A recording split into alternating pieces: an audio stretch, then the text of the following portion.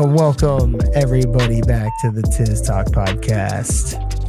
I am your frozen host, Chuck Tiz. I'm coming live from Houston, Texas. It is February 18th. It is cold as shit outside, and I got my guest and my co-host, Too Woke to Go Broke, on the line with us tonight. Too Woke, what's going on? How you doing this evening? Man, I'm doing good. I just made a little bowl of ice cream to get on your level. I'm just like chilling here in Knoxville, man. It's 20 degrees here, but we ain't got no power outages. Oh, and that's the crazy thing, guys. That is the crazy thing. It's like I swear, I think it is colder where you are. It probably is. I mean, I'm up at about 1,000 feet elevation, like 800 feet. Yeah. Okay. So it probably is colder where you are, yet you have 100% you are fully functional. And as a society, and Nashville got a bunch of snow, like actually got like ice and snow, and like they didn't have power outages either. And they're not used to that shit. You know what I mean? It's a hell of a thing that we're learning these days down here. In good old Tejas, H-Town.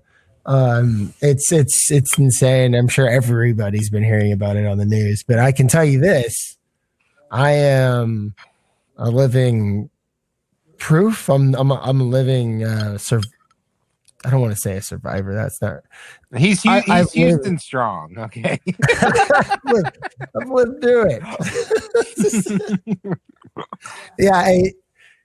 You know what? Yeah, Houston strong. It's a new thing. I should start, like, actually repping that a little harder. Were you around for Harvey? Were you in Houston for Harvey? No, but my folks' house flooded. Okay, so yeah, that's right. Because I remember I talked to you and you told me that, and that was more incompetence. Like, their house had never flooded in 30 years, and like. And granted, like, Harvey was an extraordinary storm, but it had to do with, like, poor management of the bayous and letting way too much building happen upstream without, expanding the bayous to handle all that extra water from up in like Missouri City and all that. Yeah. No, you're right, 100%. I don't want to say it's funny, but you bring up a good point, because if you drive down Braeswood. Mm-hmm. North, south Braeswood, it doesn't really matter. Mm-hmm. Anywhere between 610 and west, like going towards like Chimney Rock and all that. Oh yeah, they have like literally like expanded that bayou out by I believe they said it can hold up to maybe 40% more capacity of water. Yeah, or it was runoff, flowing. Whatever. It was flowing backwards during Harvey. It wasn't. Yeah, it was flying backwards. Like, I mean, you're right. I mean, I remember looking at it. I mean, it didn't look like it was moving. You couldn't tell. It was so overflown. Like, you didn't even know where the river was. Yeah. Where the bayou actually. Yeah, exactly. Where it was. It was that insane. And I remember, because I was on the freeway. I had to walk on the freeway. Wow. Did I not tell you about that? Uh-uh. Really? Uh-uh. Dude. So, okay, well, this is going to come full circle here, I guess. So, I guess we're going to. So, I wish Slim Reaper was on the line, because he was with me during this story I'm about to just quickly tell you. The night of Harvey, I was living in Houston, over there off kind of like the south side of Stella Link, that one house you've been over there. Yeah. And I was actually living with, Charlie and all that. And it was the same night that Conor McGregor and Mayweather went at it. Okay. On Kate, on pay-per-view or whatever the fuck. Mm-hmm. And, I was feeling crazy, and I put a little $50 bet down that McGregor was going to win that one. Oh, gosh. And the result went, but the thing was, I bought crazy odds too, Yeah, exactly. And not only that, but I bought the fight, and the fight was like, I want to say it was at least $100, if not, it was $200 to order it. I think maybe it was $100. Yeah, I think it was $100.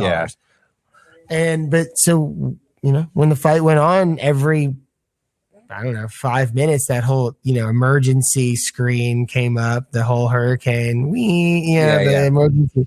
So we couldn't even watch the fight. Oh, shit! Even on pay-per-view, it fucked you out of your damn. That's but I bitched about that in the long run. In the long run, they actually paid. They refunded me. Oh, nice, nice. Yeah, they actually refunded me for that. Nice. Because I lost the bet, so I was already like 150 in the hole, so I at least got the 100 back and lost the 50 on the bet. Nice.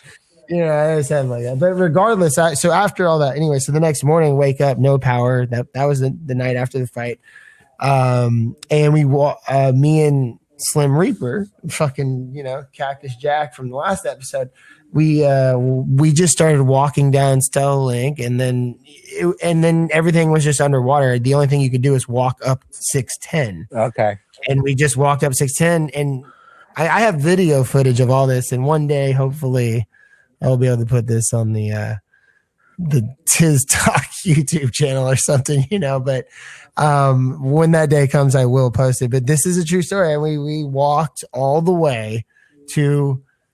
Well, I got off 610 at the Bel Air, Evergreen area. Yeah, that's still a long we still had to walk through like 2 sections where the freeway dipped in like chest high water. Holy shit! Yeah, and then we got to Bel Air, and then Cactus Jack or Slim Reaper, he just kept going off towards the Galleria because that's kind of where he lived, and it was more dry that way. And he basically was able to just walk all the way there.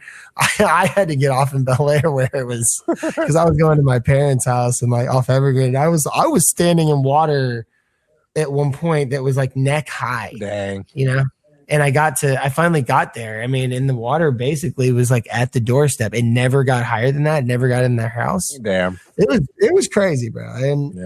And then, they flooded everybody else out on the other side of town. That shit was wild. This shit is wild. So what's Houston, the temperature? Texas, it's a wild city to live in. Yeah. If you can't handle wild weather and bipolar weather, don't move to this fucking town. What's let me ask, what's the temperature in your apartment right now?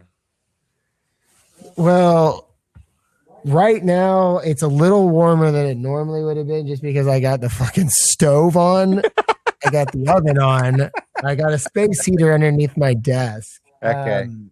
So you've got power back. So I would say right now, Two Oak, it's probably about maybe in the northern 30s. Okay. Like 37. Ooh, that's maybe 4. You know what? I'd be lucky if it's 40 degrees in here. It's a balmy, in the middle of the balmy 40. It's pretty insane, and that's actually warm, guys. Yeah, that's warm. That's warm. Well, because let me take. So I already had 3 pipes bust on me, and that was 24 hours ago, right? No, actually, it was almost 48 hours ago at this point. I woke up the other morning, and there was an inch, maybe 2 inches of freezing cold water in my kitchen, guys. Yeah. And I had no idea where it was coming from because I looked under the sink. It was dry. Everything was dry. I couldn't figure it out. And I tried to get as much of it as I could up. And eventually I called the plumber. And I ended up having 3 busted pipes or two leaks on one pipe because we patched one up, right? And then it just went to the next hole.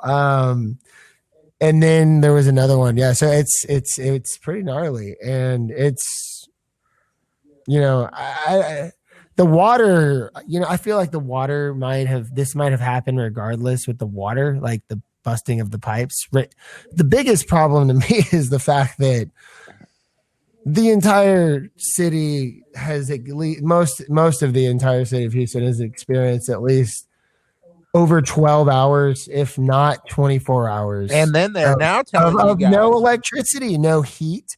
People have died. From what I understand. It's that cold. It's that cold. This is insane. Like I'm sitting in my apartment right now with snowboarding gear on. And guys, this is the warmest. I had ice in my bathtub. That means it got below 32. Yeah. When I didn't stay here. because it was too cold to do it. And also it's nice right now because I do have electricity. Like I got the basketball game on right now. Like I got the computer running, everything's cool. But I mean, I got a space heater, but I'm just saying it's still like 40 degrees in here, bro. Let me ask you a question. Miserable, and I keep getting up to check the thermostat and like turn it back on to heat because I don't want to blow cold air. Yeah. Just let that thing run. So I keep checking it. It's still just, I'll tell you this. I'm a little excited because I did turn the water on a second ago, and the hot water is actually getting hot. Okay. So I feel like that's a good sign. Yeah. Somebody Sunday. might need to go check, like, because I'm sure you don't have a furnace for each apartment. It's probably like no, there's one big one. So this unit, somebody might need to go check it and see if the pilot light's on, because it might just did. Okay. They did. Trust me. But I mean, like on a regular basis, you know what I'm saying? Like, well, no, I don't want to get into too much depth about how this works, and I think I've mentioned it to you. And it's weird.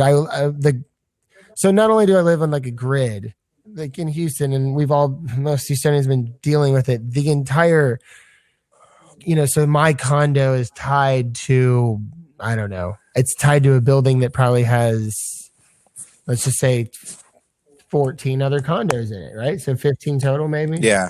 And yes, they're all individually owned. Yeah. But they all run on the same central like HVAC system, whether it's AC or heat. When the outside temperature goes, I think it's above or below, I think the over-under number is 65 degrees. Okay. So if it goes below 65, it's heat that comes out. Okay. If it goes above 65, it's AC or the cooled air, air conditioning. So during this situation, it should always be heat, which it was until Sunday night. And then when it snowed and it never came back on. It has to come back on. So that's 4 or 5 days at this point for me. And I mean, I could only imagine like people who honestly don't have a backup plan. Like I went to my mom's house. It was still miserable. She lost power. Dang. I mean, everybody I know has lost power, dude. I mean, what do you think about this? Sorry, I know I rambled on a little bit, but I'm sorry. It's coming from me because I've been living through it for the past 5 days. From an outsider's perspective, it's like I don't expect any different, like from Texas. Like I just know what Texas is all about. But yeah, you do though. It's just like I mean, people got to understand, like the power goes out in Houston like a lot. For a major city.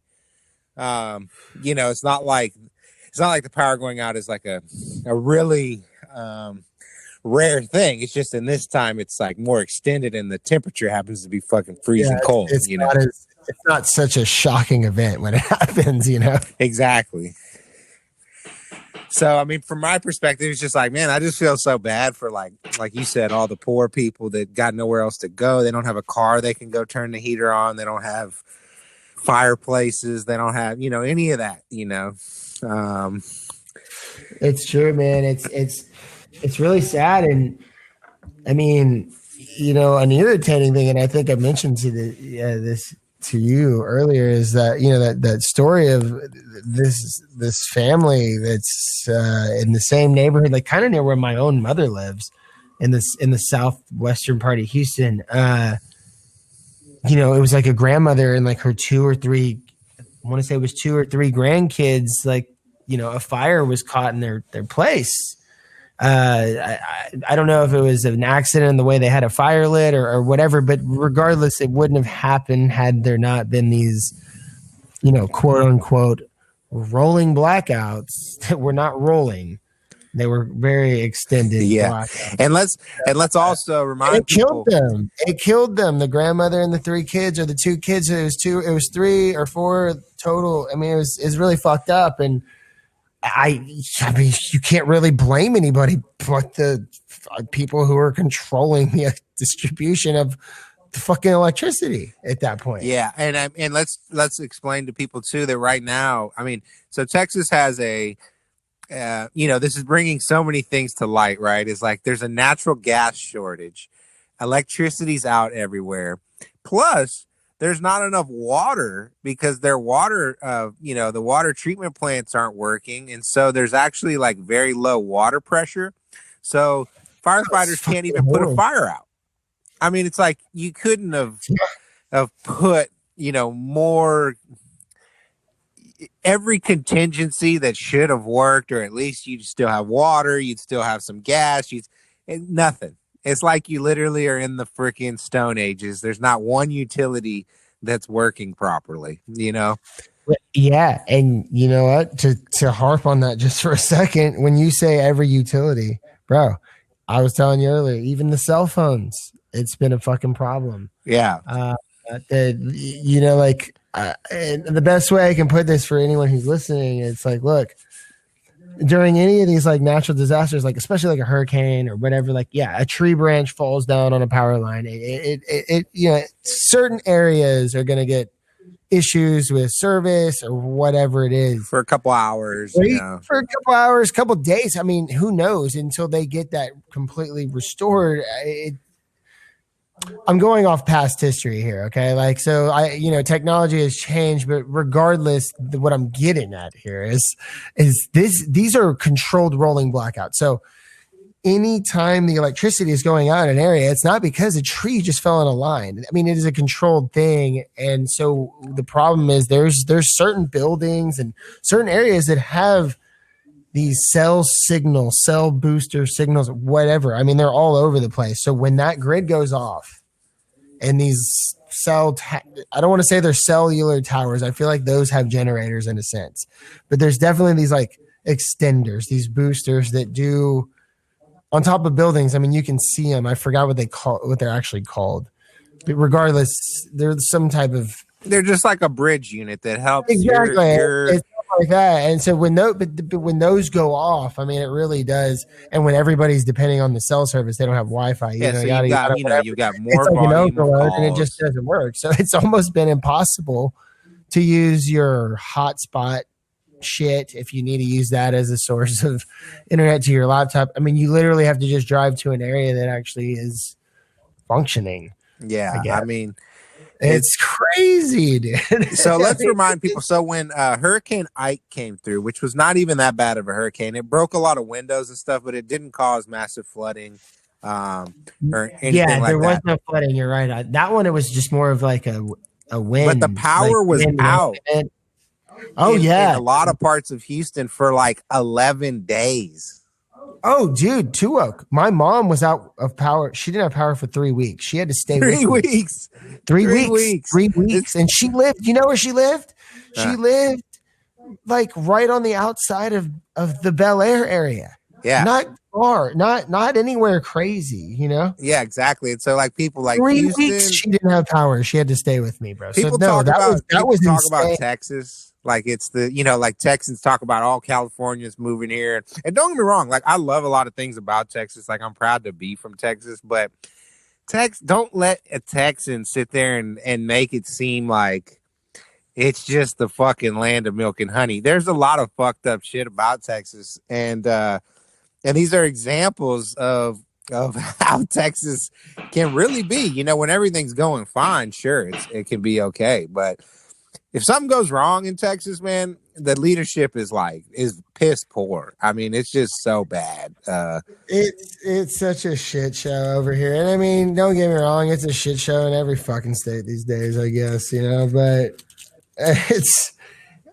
I'll tell you this though, man, like just when you think shit is just out of control, like on a fucking personal level, a fucking national level, like everything that happened in 2020 and everybody got so excited, it's like, oh, 2020 is over, that means everything's gonna be gravy. I'm like, nah, motherfuckers, like this shit is still going, bro. Yeah. Oh yeah. I mean, in Texas right now, I think everybody in Texas would prefer to be right back in like April of last year, you know what I mean, versus this shit, you know what I mean? Like, I mean, dude, you know what? You got a good point. If I could go back to April of 2020, I would totally do it and do maybe a couple things differently. Definitely invest in Tesla. Yeah, I mean, it's just like it's just absurd, but it's cool to get your perspective because you're actually there, and like, and and let's,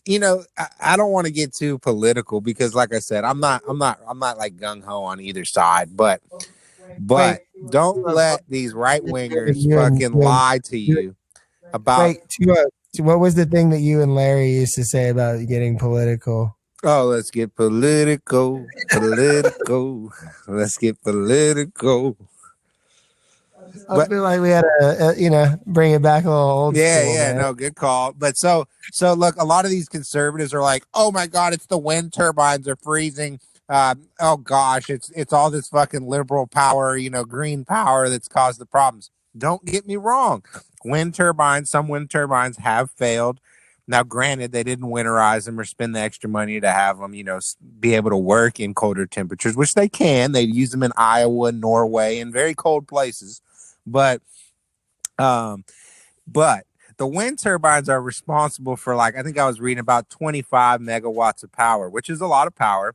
But your natural gas, like fossil 20%. fuels, and nuclear power are responsible for like 65 megawatts of power that are missing. So over double the power that's missing from the grid right now is from more traditional sources of power. So don't let anybody bullshit you about, it's just fucking windmills. It ain't wind turbines, it's not. I mean, that's part of it, but that is not what caused this. We'd be in this shit show even if all the wind turbines were working. Yeah, no, too. Like you're right. It's a very like minimal. So about 23% of wind of energy in Texas is generated by wind, and about half of the turbines are not working. So that leaves you with about 12. You're missing out on 10% total. When about 10-12% is missing of the wind. Now you're talking about another 35% of everything else that's not working. So, everybody's trying to pass the buck right now. Even Greg Abbott, like, oh, this is a failure of ERCOT. Well, you're the fucking governor. So why is ERCOT not being regulated properly? Why is there no regulations on any of this shit? It's because these motherfuckers get to just do whatever the hell they want in Texas because all these idiots are going to vote for these right wingers every time. And see, that's what I like. I like balance. If you live in any state where politicians got to worry about their job, they don't just get to do whatever the fuck they want. I mean, they still do, but they still have a little bit of checks and balances. But these dudes, they're a shoe-in every year. So they get to just help their crony homies out and make more money off the power grid and privatize everything and deregulate it. And it's a public utility. You can't give the profit motive full reign over a public utility. They're going to fuck you over every time. And when things run smoothly, nobody notices.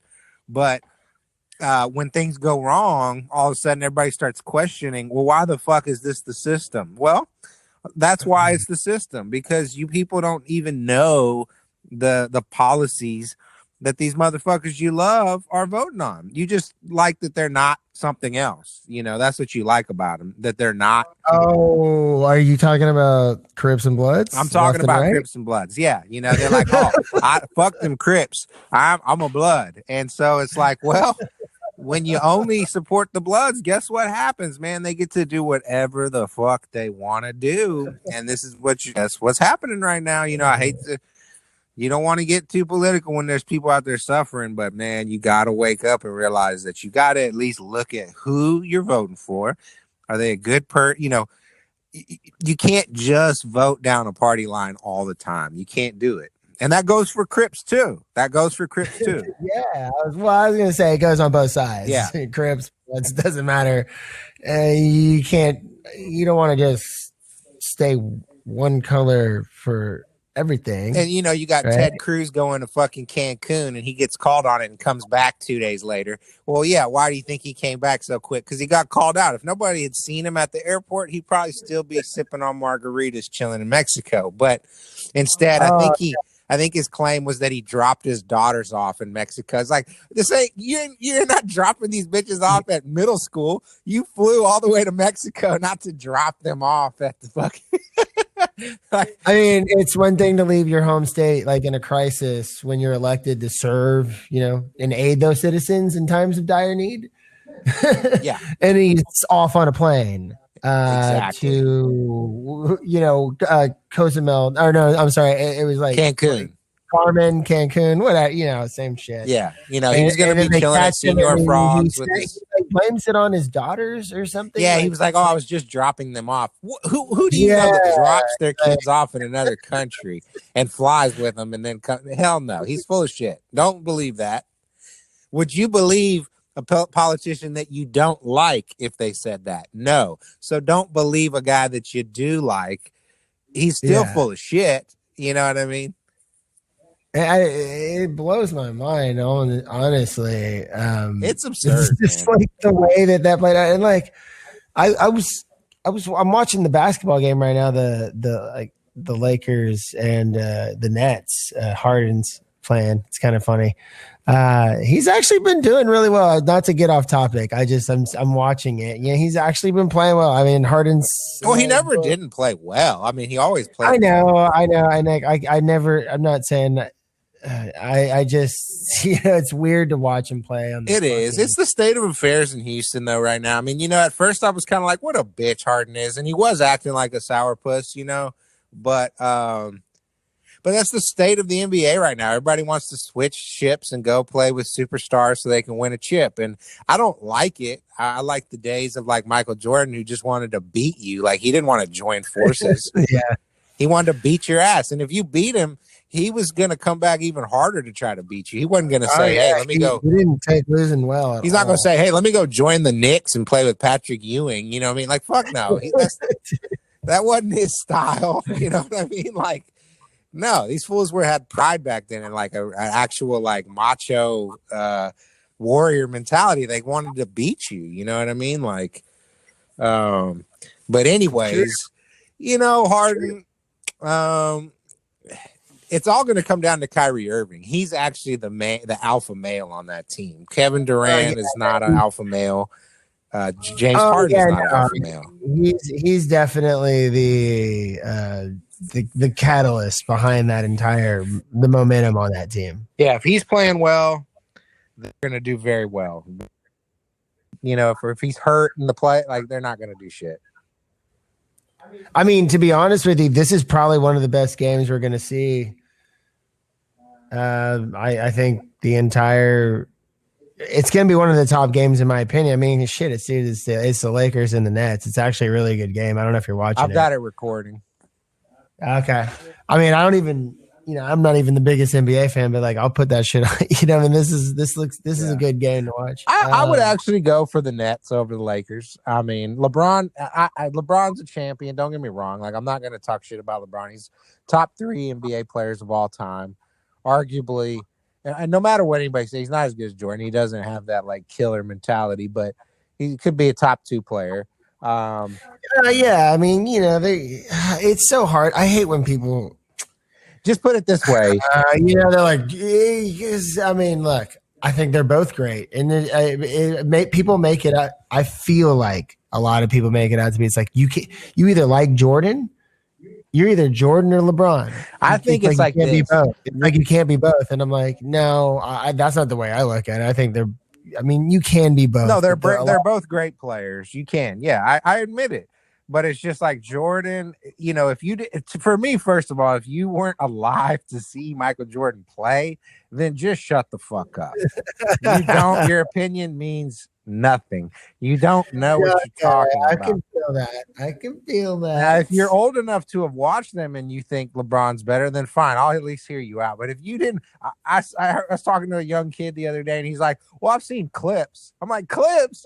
Well, you don't know what and every clip that Jordan has is like the fucking illest shit anyway. So it's like, okay, bro, like, what are you talking about? You're telling me that I'm wrong based on some clips?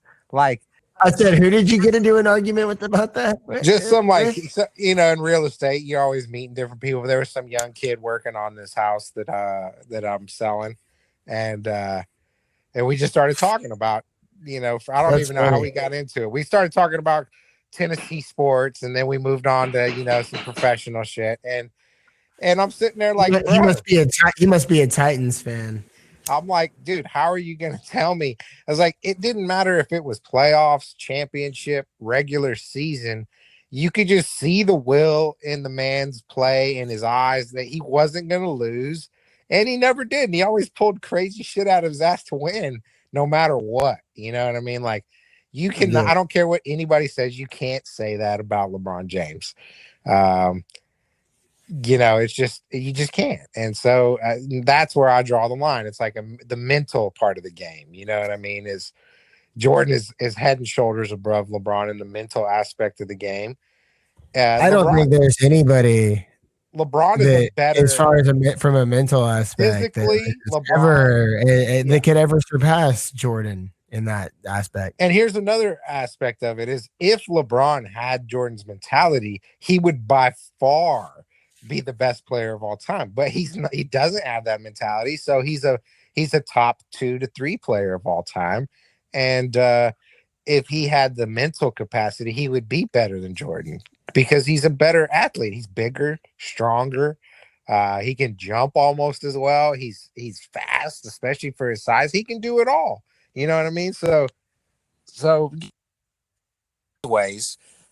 Oh, you know what? Hey, it's funny that we're talking about this. The way things go from tangent to topic, and then we got on to Jordan. I just realized, I think, correct me if I'm wrong, it was either today or yesterday. Yesterday, Jordan's birthday. 58th birthday. Yeah. So that's funny. So happy 58th birthday to Michael Jordan, the GOAT, that we just randomly started talking about. And as we were finishing up, I was like, wait. I was like, I just saw something. That's actually, that's funny you said, because you're asking why. That's why we started talking about Jordan. Oh, is that how it started? Did we go full circle? And I didn't even know. We sure did. But again, man, kids, I get it. Everyone wants like what's happening today to be the best, right? Like, oh, it's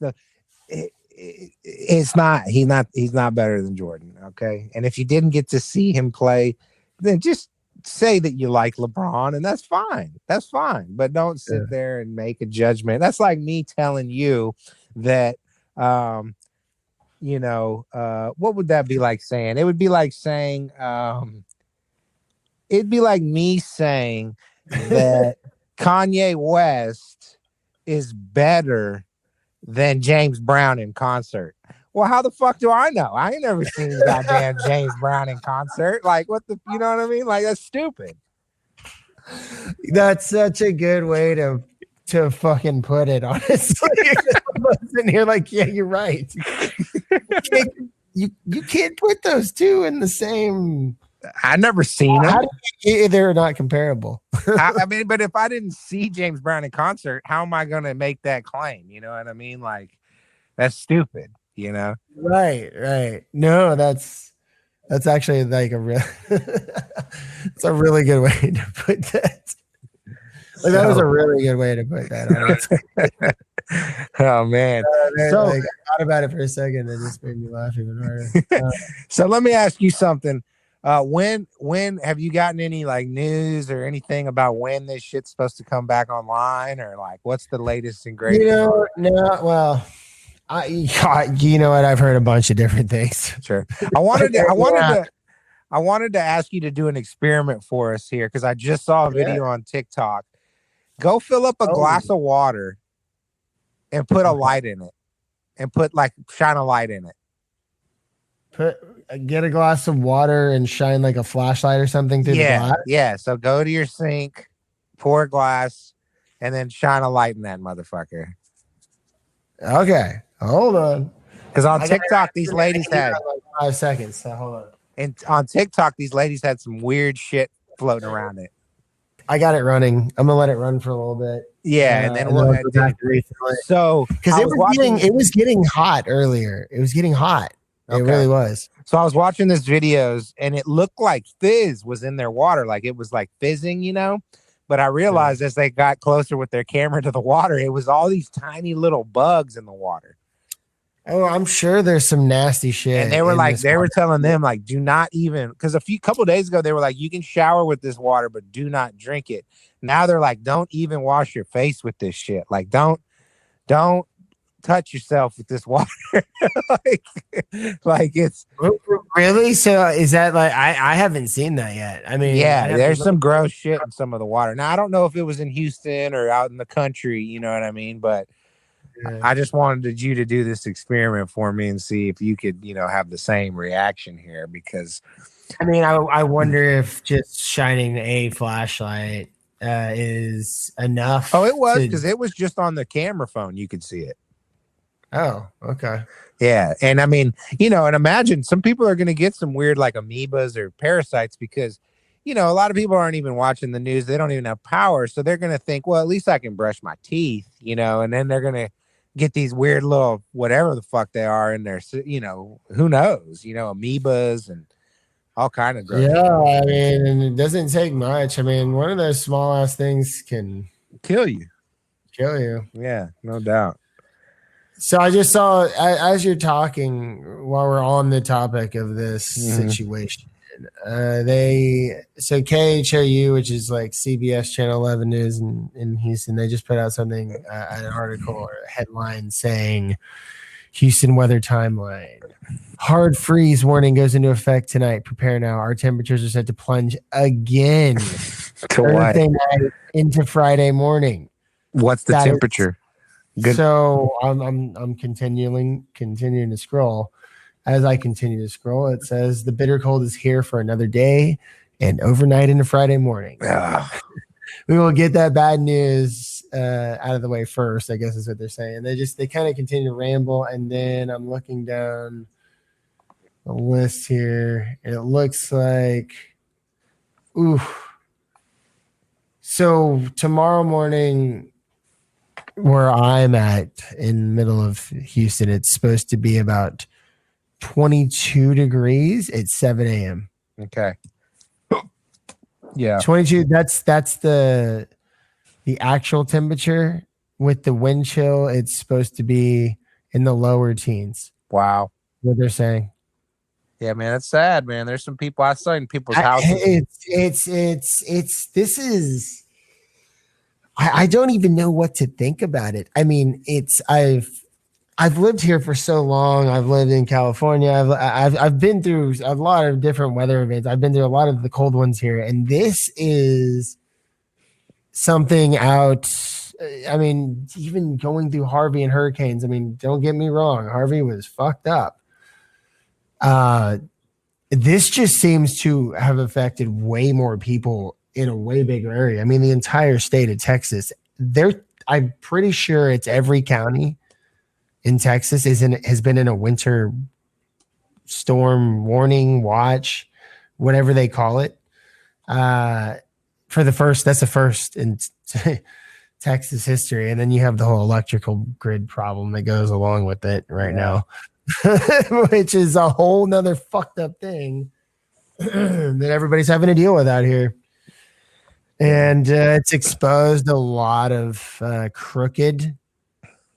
crooked-minded thinking, crooked action, and just a lot of just underhanded greedy decisions based on greed. And I think it's been fine for the past 25 years because, I mean, honestly, I think it's always been able to handle what's been thrown at it, even through some of these hurricanes. I mean, yes, power lines get knocked down, yada, yada. That is a little bit more of a different way of looking at it. This has nothing to do with power lines getting knocked down. This is supply and demand. Yeah. And there's just not enough supply. Well, to meet this crazy demand for the entire state, the entire grid, yet because Texas literally is on his own grid, it can't handle it.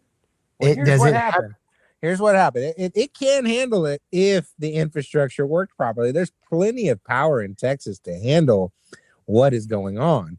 But when half of the power grid isn't producing power, then you don't have the supply because, you know what I'm saying? Like if the system is working properly, you have enough power to facilitate what's going on right now.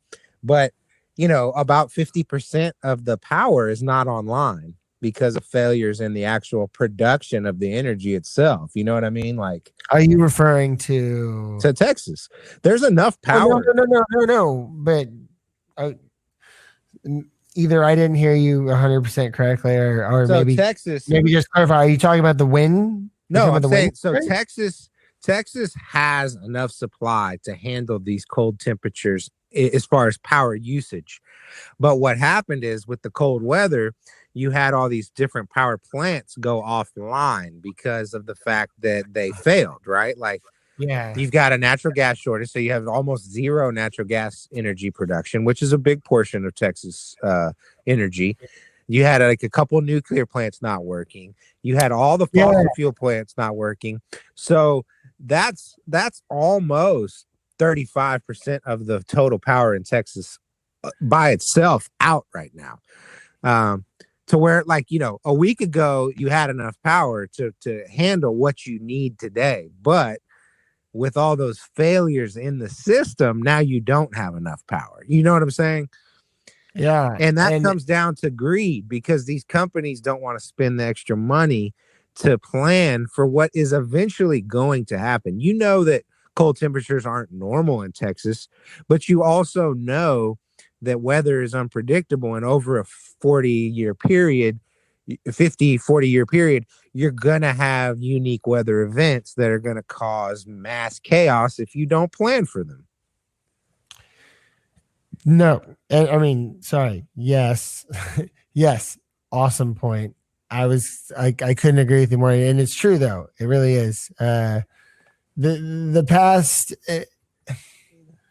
it's hard for me to like explain the way that I can measure this, but as a kid, you know, and you're talking about these power plants that have been shutting down and stuff, and you've been to my river house down there. Yeah.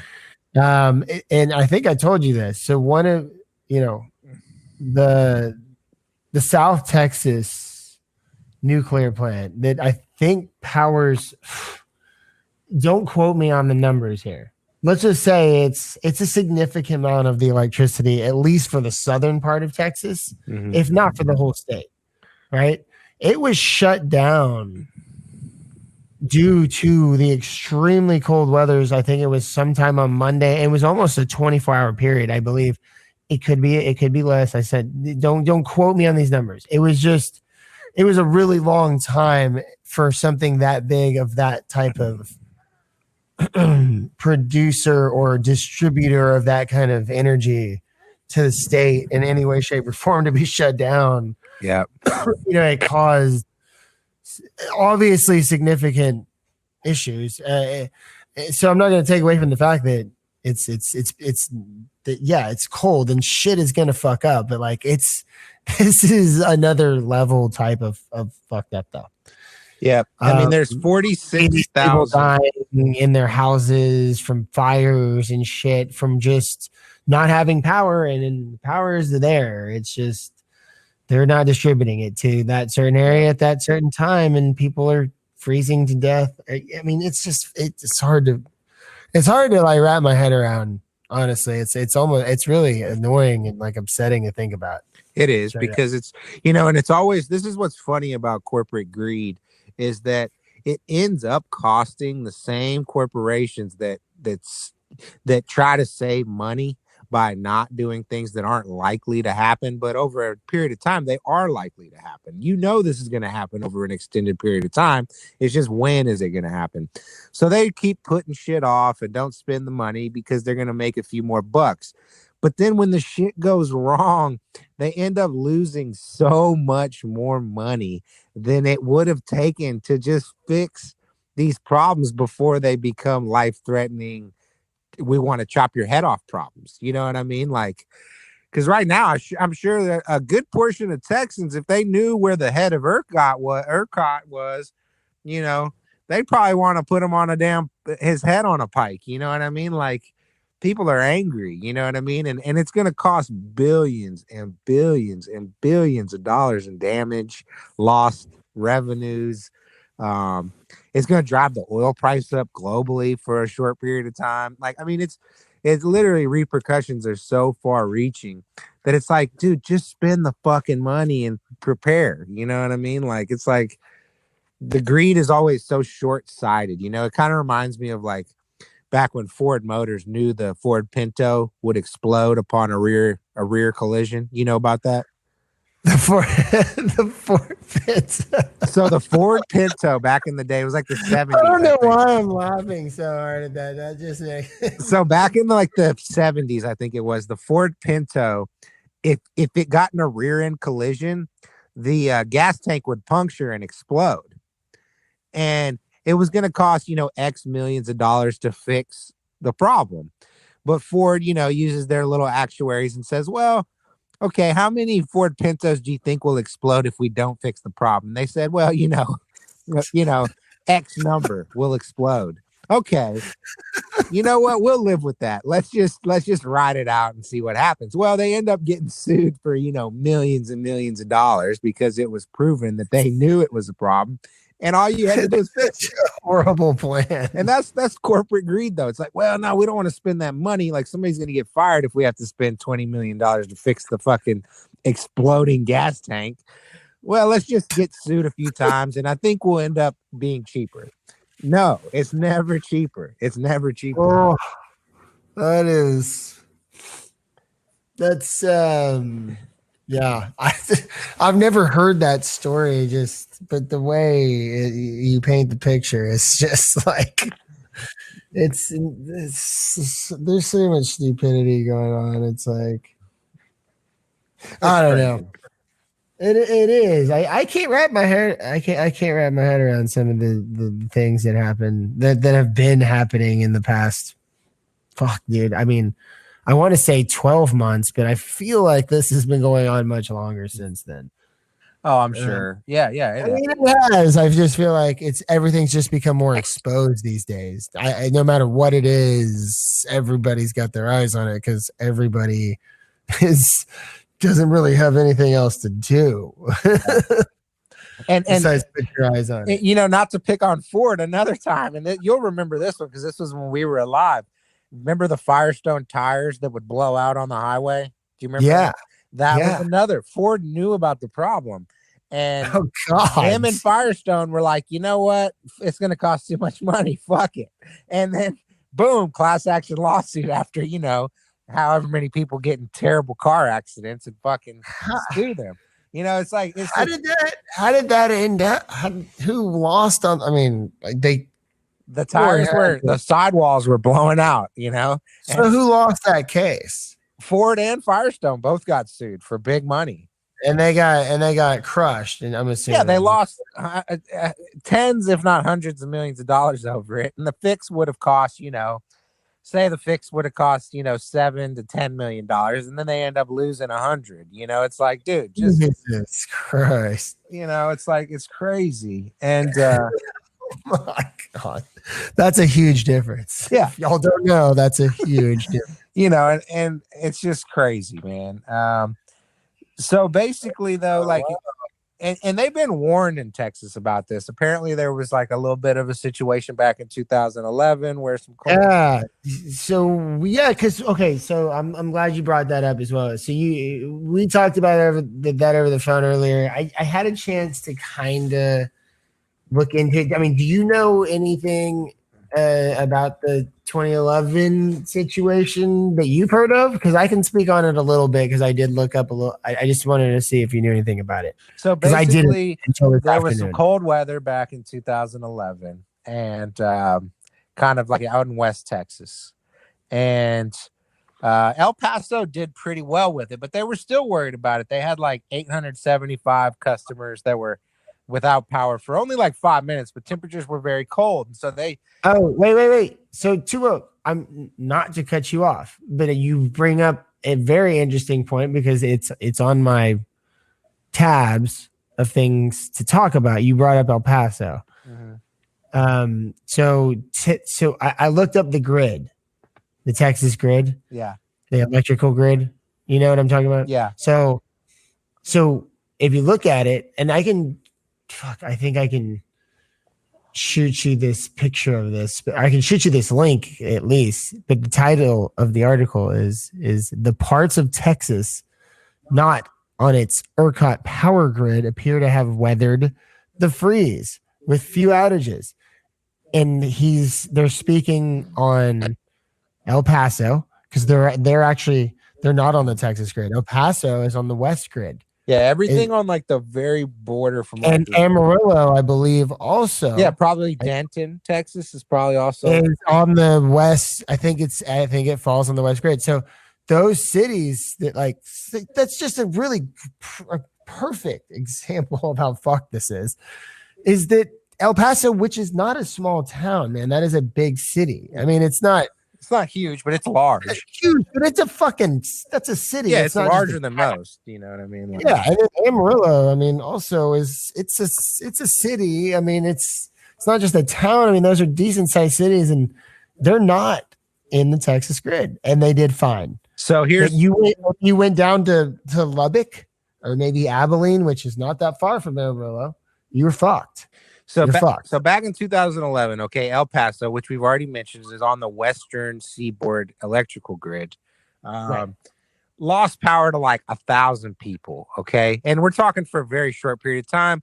And then there was like a couple hundred people that lost their power for like a few hours, right? So like noticed this and like tried to, think about it and actually like, plan for the future. Well, 90% of the rest of Texas lost power for hours to even complete day back in 2011.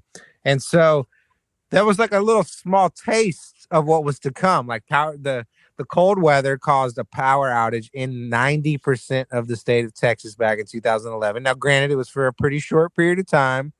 And Houston got hit pretty badly with of the other cities, major cities. It was out, I guess, for like a few hours citywide. Which it's shitty, but that's nothing. And actually a whole day for some people across the state. But, so people's thermostats in their house were sitting at like, 50s, 40s, but luckily, 24 hours, most houses will stay at least a little warmer, to where your pipes aren't going to start fucking bursting and all that kind of shit. So they had a warning.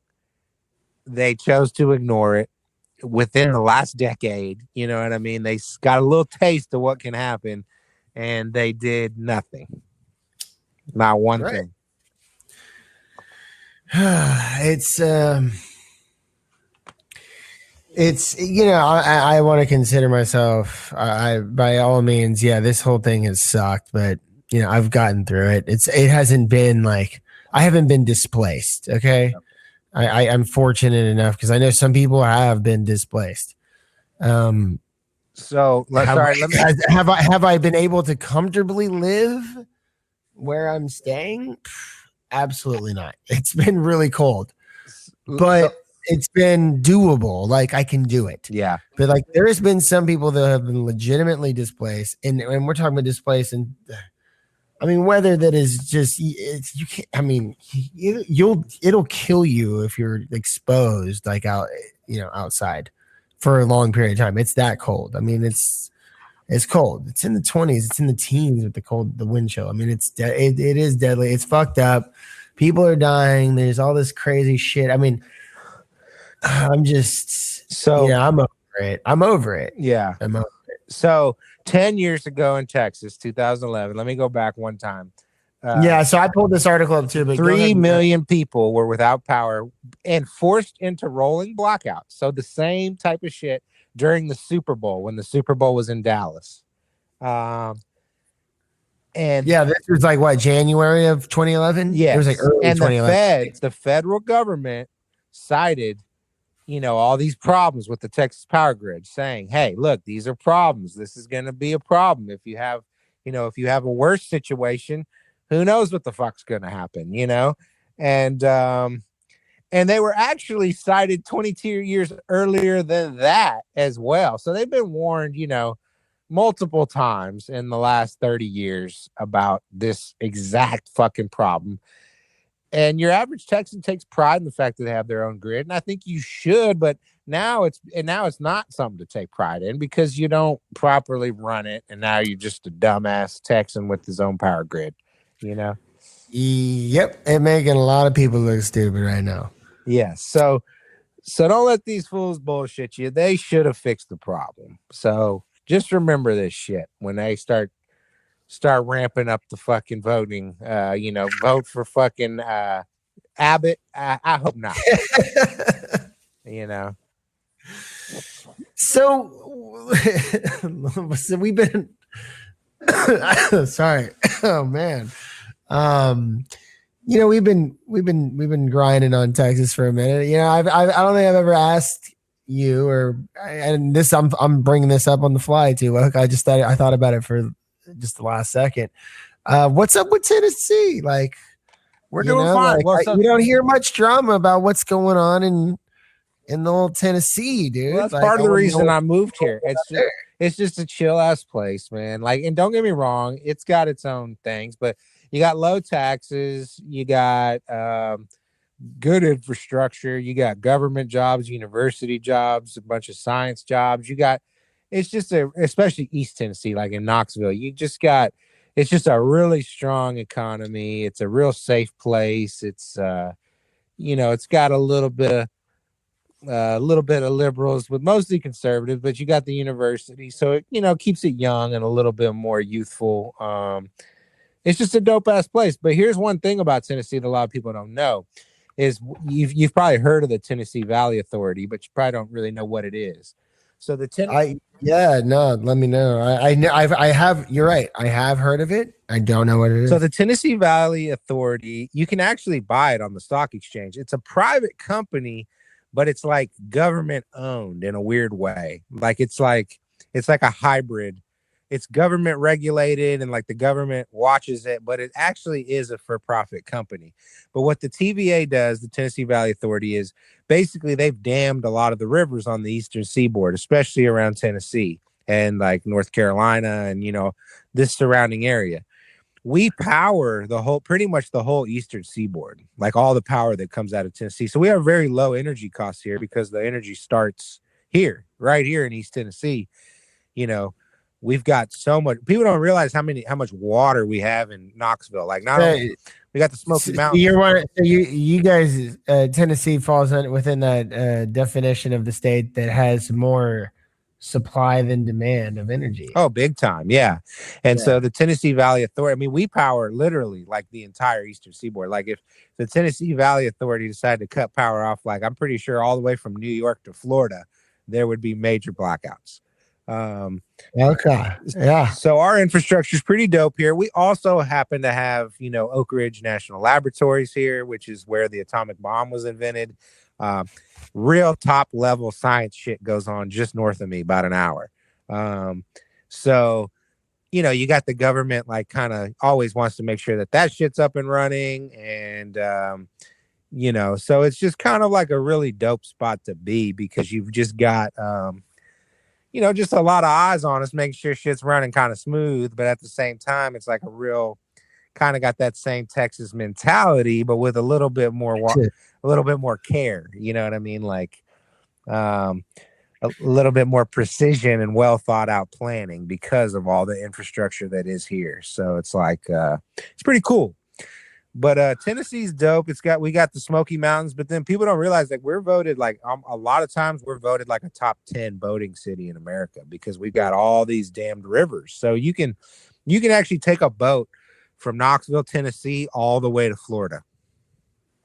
Wait, you said it's one of the top 10 boating? Boating. Because there's a big boating scene here because you got miles and miles and miles of river that are dammed. So you can hit these lock systems and stuff, and you can take the Thomas Bigby Waterway all the way from Knoxville, Tennessee to the Gulf of Mexico down in Florida. So you would take what river? And the only reason I ask is, man, I've grown up on boats out, the Intercoastal Canal, the Colorado River down in Matagorda. I mean, like you can take you've been to my river house. You could take that river technically if you want to. You take it about 5 miles south of my family's house to the intercoastal canal, and you literally hang a left, go through the locks, you stay on that, eventually you will end up in Florida in the Everglades. Yeah. It's, you know what I mean? It goes along the entire Gulf Coast. It's called the Intercoastal Canal Waterway, you know? Yeah. And see, it goes from Mexico to Florida. And you could probably hit that at some point and come up that Thomas Bigby Waterway and end up in Tennessee if you wanted. Yeah, no, 100%. That's why I was asking, what's the name of the river? I kind of wanted to look it up just while we're talking about it real quick. So basically, it's the Tennessee River junction to the Tom Bigby River system, which will take you basically once you hit that, you're in Alabama. Yeah. But it links, let me see here. It takes the Tennessee River. I see it right here. I just wanted to get a nice little. And then I think you link up with the Mississippi, and then that'll take you all the rest of the way, basically. Okay, so it's a couple rivers. I know Memphis, the Mississippi goes right through Memphis. And listen, this is how crazy money's gone. In 1984, they built the 243 miles of channels and stuff that connects that waterway to the Mississippi all the way from Tennessee. Guess how much that shit costs? 234 miles of dams, locks, all this, infrastructure. Guess how much that shit cost in 1984? In 1984, yeah. How much did it cost? Yeah. Fuck. I mean, I'm just trying to think what it would cost now. And then oh man. I'm just gonna 25 billion. 2 billion. Oh shit. Okay. What is that in today's money? Like 20 billion? Yeah, probably about that much, bro. Like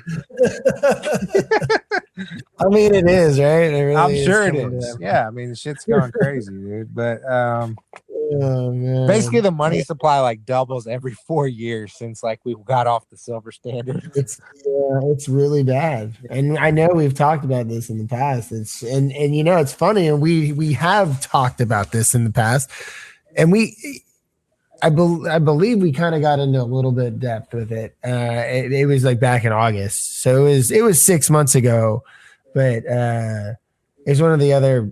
I think it was in the episode when me and you and Larry just went on like a 3-hour rant. Yeah, it was like one of the. I think it's the longest episode that we've ever done, but it's really good in my opinion. The conclusion of it is pretty much like we're a top 10 debt-ridden nation in the world. And we actually have more debt than GDP every year by 130%. So, and that was only after the first stimulus package. Okay? That wasn't including the stimulus money, bro. No. I know what I'm sorry. Let me back it up.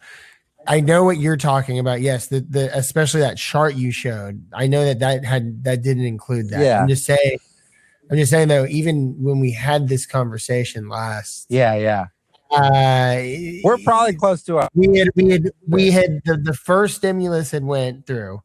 They were talking about the second one, so that was back in August. So we've already had the second one go through, and they're basically working on the third one. Yeah, which is going to probably be bigger. And it's only been 6 months, so it's like, think about that. I mean, it's incredible to really think about it. And for people who don't really understand it, I mean, it's really simple. I can tell you in literally a sentence what is happening.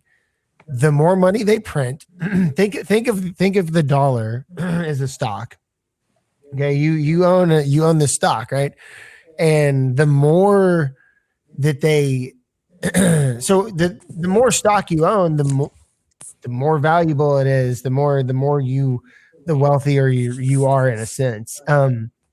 Imagine if that stock that you own, all of a sudden, they just unleashed trillions of shares on top of what you own, which dilute your worth of the worth of your shares. So basically, it's the same thing with the dollar. The more they print, the less that shit is worth. Yeah. It's crazy, and they have been printing a lot, people. Yeah, they've been printing a lot, which brings me to woke. probably to one of the latter segments of the show. But since we're kind of on this topic, and I love the way this has just been flowing. I mean, we've segued perfectly from topic to topic, and this is flowing well now because, what do you think about cryptocurrency as some type of safe haven for, as they say, store of value, or because I have gold and I have Bitcoin, and I'm not holding any Bitcoin as like a store of value sense. I'm just playing it speculative, yeah. But it's still, people people have the argument. I don't know what I think about it, but I do understand the way that some of this stuff just doesn't add up. Or, yeah, I just wanted to hear your opinion. So here's my thought process on it: is you've got a lot of really smart dumbasses, and but here's the thing is. And what I mean by that is, like, there's people saying, well, Bitcoin is digital gold. Okay, fine. I'll accept that. It's digital gold. So therefore, this is their next conclusion from that statement is, so therefore, Bitcoin has to hit the same market cap as gold. Well, okay, you've lost me. There's nothing that says that Bitcoin and gold have to have the same value. So they say, so that's a $9 trillion market cap. So that means Bitcoin has to hit $240,000 a coin to hit the price of gold. Well, yeah, that sounds great. Wait. I don't want to, before I forget to ask you this, and it's not going to throw anything off. How do you measure the price of gold when it's like, when it's based on a weight, right? It's like per ounce. Yeah, per ounce, per troy ounce. Per ounce, right? So, but Bitcoin can't be measured in weight. Well, but so how do you compare the two? How do you? Well, they're just saying, okay, there's going to be 24 million Bitcoins total. That's all the Bitcoins that can ever be made is 24 million. Oh, okay. So they're doing more of like a finite. It's more of like finite situation. Exactly, and that's how they compare it to gold. So Bitcoin, my understanding is Bitcoin is considered digital gold, and like a product like Ethereum is considered like how did they put it? Like digital. How did they put it? Well, Ethereum's just got that sexy name, Ethereum. Well, you can actually make yeah, it does. It sure does. But basically what they compare is like, okay, Bitcoin's value is, and then there's a finite amount of it. So that's what makes it like scarcity, like more like gold. Whereas Ethereum, there can be a lot more coins of Ethereum, but you can actually use Ethereum to like actually do financial tools. So you can like have interest products. You could build a formula to do a mortgage through Ethereum. You could buy a car through Ethereum, in the future, potentially. You could do all these things with it. So, right. So it's got more uses, right? So like, I can't remember the term they use, but they compare, digital gold versus digital. Let me see if I can find it real quick. Digital gold. But anyways, the point being is like, I'm actually coming around to certain cryptos, and one thing I really like about some cryptos right now is like I'm getting on. I tried to get on. What the hell was it called? I tried to get on some app to buy some crypto, and it wasn't actually allowed in the state of Tennessee. So I was like, well, that's fucked up. So I went to Binance.us, which is like the U.S. part of Binance, and Binance, like with a B. Yeah, like Binance. Boy? So it's a crypto exchange. I used to trade on it like back in like 2017. Well, now it's pretty mainstream, and so anyways, here's the point. And you put the US dollar? Will they trade US dollar on it? Yeah, they will. But you have to get but it takes steps. You have to get approved and put in your fucking, you got to put in more information than I really wanted to, but I really want to buy this Cardano coin. And the reason I want to buy it is Cardano. Yeah. The reason I want to buy it is because right now you can stake your Cardano, which basically means you loan it out to like like a third party intermediary, and you can get over 10% every 3 months on your fucking Cardano. So, if you give them $1,000, that means in 3 months you're gonna have $1,100. You know what I mean? So minus a couple fees, but that's a great return. And that's not even considering that the gain you might make on the crypto in the meanwhile. You know what I'm saying? So right, yeah, your potential. So you're locking up liquidity, but you're gaining a guaranteed 10%. And then as long as the price doesn't go way up and then back down in that 3 months, you haven't missed out on anything. So why Cardano? Well, so I'm not gonna lie. And usually, I'm a pretty principled trader. Like I'm an equities trader. I like stocks, but I trade I trade old school. I'm all about like earnings growth, debt, what I think about the industry. I'm not one of these high flyer chasers, but some people that I know that have made a lot of money on cryptocurrencies, actually just started talking to one today. That's actually an old friend, an old acquaintance, but anyways, that's neither here nor there. I've talked to a few people that really like Cardano.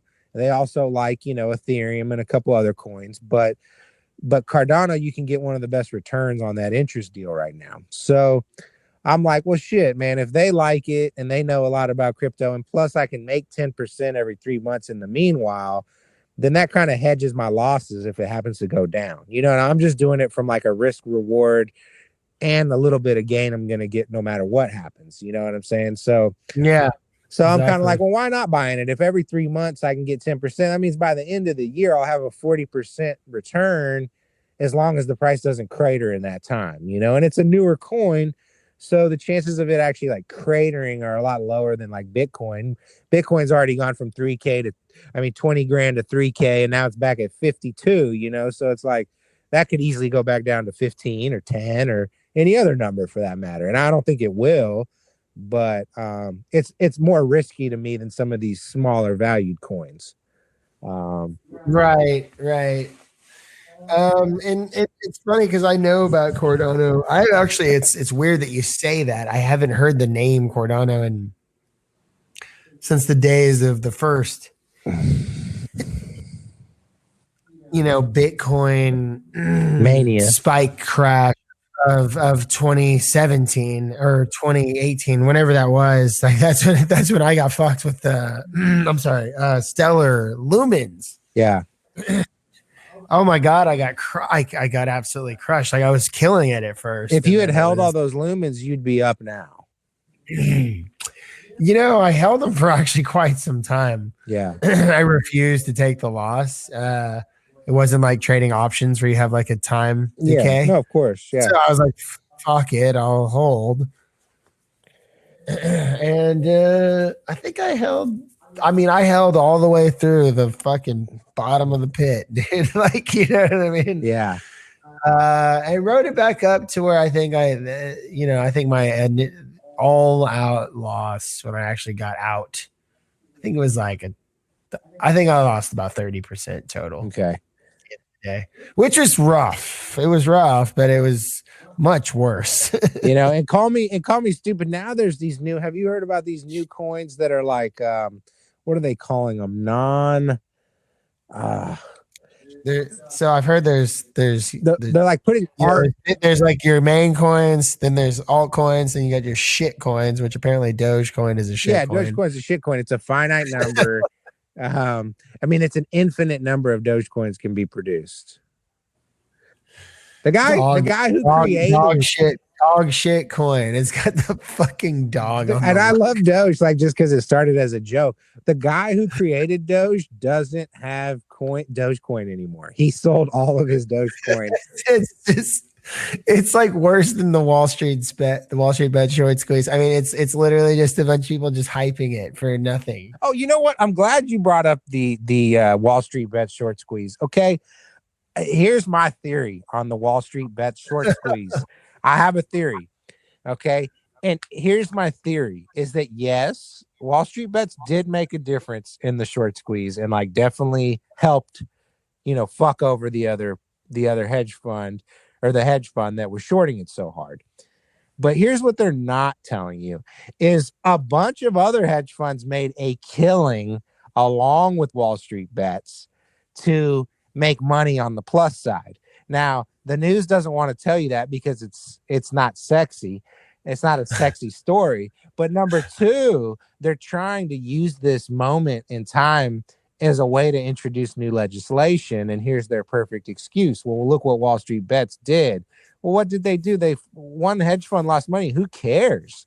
Why should we give a shit if a hedge fund loses money? We shouldn't. It has nothing to do with the macro economy. That's what happens when you place bets. Sometimes you lose, you know what I mean? And but what they're not talking about is other hedge funds got in on this game and made billions of dollars. Yeah, one lost billions and other ones made billions. So, I think it's a Cinderella story that's not actually true. Wall Street bets squeezed it. I like the way you say Cinderella story. Because it is a Cinderella story in a sense. They did do it, but what they're forgetting to mention is that there was a little bit of a news story. I can't remember what the gentleman's name is, but he joined the board of GameStop, so that created the first bump. And then you had other people like Michael Berry who got in. The big short guy was in on it way before Wall Street Bets was. He had you talking about Michael Berry is the guy from the Big Short. Yeah, the Big Short. He had, I think, hundreds of millions of dollars, about tens of millions. Yeah, his portfolio had a significant. It's funny that I remember. I think it was back in December. I watched something on YouTube about Michael Berry's portfolio, and a huge chunk of it was GameStop. Yeah, so it's that was back in December. So this is a good month or so before this shit happened. Yeah, he probably had more money than all those dudes on Wall Street Bet combined. You know what I'm saying, on the buy side. So it's a great story. I loved it. I felt really good about the Wall Street Bet story. But the more I thought about it, the more I realized this is actually just fake news, man. It sounds great and everybody loves to hear it, but Wall Street Bets made the least amount of money off of this deal. They were the smallest player in this deal, is what I'm trying to say. But it did drive the attention to a lot of groups, and they also took all the blame. Institutions outside of fucking Wall Street Bets, but it kind of drove the direction of it. And then as soon as people with money hopped on board, and it was all pretty clear at that point. I mean, they talk to each other. A lot of these groups. I mean, they do. But my point is this: especially on the retail side. You know what I mean? You got a homie who's doing the same thing with a team of people. I mean, it takes a lot of motherfuckers to put $1,000 into something to equal one hedge fund. You know what I'm saying? Well, I get it, but man, I'm not disagreeing with you. I think it's a lot of it was time. That's what I'm trying to say, though. It was a time bomb. That all these hedge funds had money betting against these guys, and Michael Berry was one guy who's a kind of a lone wolf in the game, had hundreds of millions of dollars bet against it. The problem is it didn't matter until those contracts started coming up for expiration. That's what caused the boost, not Wall Street Bets. You see what I'm saying? It was just a time. You're talking about the implied volatility on these contracts? Yeah, because these contracts were all starting to run out, right? And so when the contracts start running out, the IV crush was just kicking in. And that's when the loser in the deal had to start buying shares by the fucking boatload to cover their losses. And then that drove the price, screaming in the opposite direction. So it had more to do with it was a ticking time bomb, and Wall Street Bets just happened to get privy to it right before the bomb was about to go off. And so they get the praise of coming up with the idea. They didn't. And then number two, they get all the blame for wrecking this security and making all this crazy shit happen, when in actuality they were probably 20% responsible. You know what I'm saying? Yeah, of course they were in some way, shape, or form responsible for some of the shit. I mean, it's impossible for them not to be. I just think it's great that it did expose a lot of. It did, and that's why I loved it. If it didn't do anything, what it really did was just it just exposed a lot of shit for people to take notice of. It did. And but my point is, I think the news grabbed, the news is controlled, and so the news was basically wanted to make a big deal about it in order for now in the future when a 60-year-old man hears that the SEC is going to make regulations on retail investors teaming up, he'll think, oh yeah, I remember those crazy Wall Street bet guys almost crashed the economy. You're like, no, they didn't. They fucking fucked with one security, man. Like, you know what I'm saying? Like, it's like, yeah, they're going to make a much bigger deal and introduce new legislation based on this fact. Yeah, no. It's, you got a point. I mean, I don't know how it's all going to play out, but it really was though. It was kind of a crazy eye-opening. It was a perfect storm. Yeah, it was, because it exposed Robin Hood for the fags they are. Oh yeah. It exposed just the way that rich people aren't supposed to lose in the market, and when they do, the powers that be will come together to try to push it in the other direction. The only thing they're not telling you is a lot of other really rich people happen to make more money than that other company lost. Exactly. And then you got to remember too that a lot of these brokerages were going to lose their ass because they put fucking margin at 130% of what a company was worth. So if the shit went too crazy, they didn't even have the money to cover all that margin that they weren't going to get paid back. You know what I'm saying? That's what happened in 2008. Yeah, exactly. And that was partially what happened in 2008, but it was a big part of it. Yeah, it was. And you know what's crazy about 2008? That was like a $600 billion liquidity squeeze. Oh, it's not even that much money. You know what I mean? The grand scheme of things. Like, think about how much money we just printed to keep the markets all loose and limber over the last 6 months, and the whole world melted down. Literally 6 months. The economy melted down over a $600 billion market squeeze back in 2008, when they could have just printed $600 billion and probably fixed the entire thing overnight. I'm not saying it's the right thing to do, but it just shows you that, like, sometimes you have to wonder, what is the end game? You know what I mean? Like, why were they not willing to just print that money overnight and fix the liquidity crunch in 2008? But this year, before the shit even hit the fan, they're going to print 2.2 trillion. And then now they've printed, now there's over like $10 trillion that's been injected into markets and shit like that. It's like, it's like, it's, if you do the math, it's almost $1 trillion a month. It's like, what was the difference? Why would they do that all of a sudden just on the drop of a dime? Whereas before, everyone was making a big deal about the TARP bailouts, and which the government actually made money on the bailouts. That's what a lot of people don't even understand. Like, Obama made money, and George Bush caused the problem, so he deserves no credit. But those TARP bailouts were charged interest, and the government actually got paid back on the money they loaned out plus interest. So it really wasn't the same deal as what just happened, which was just bye-bye money.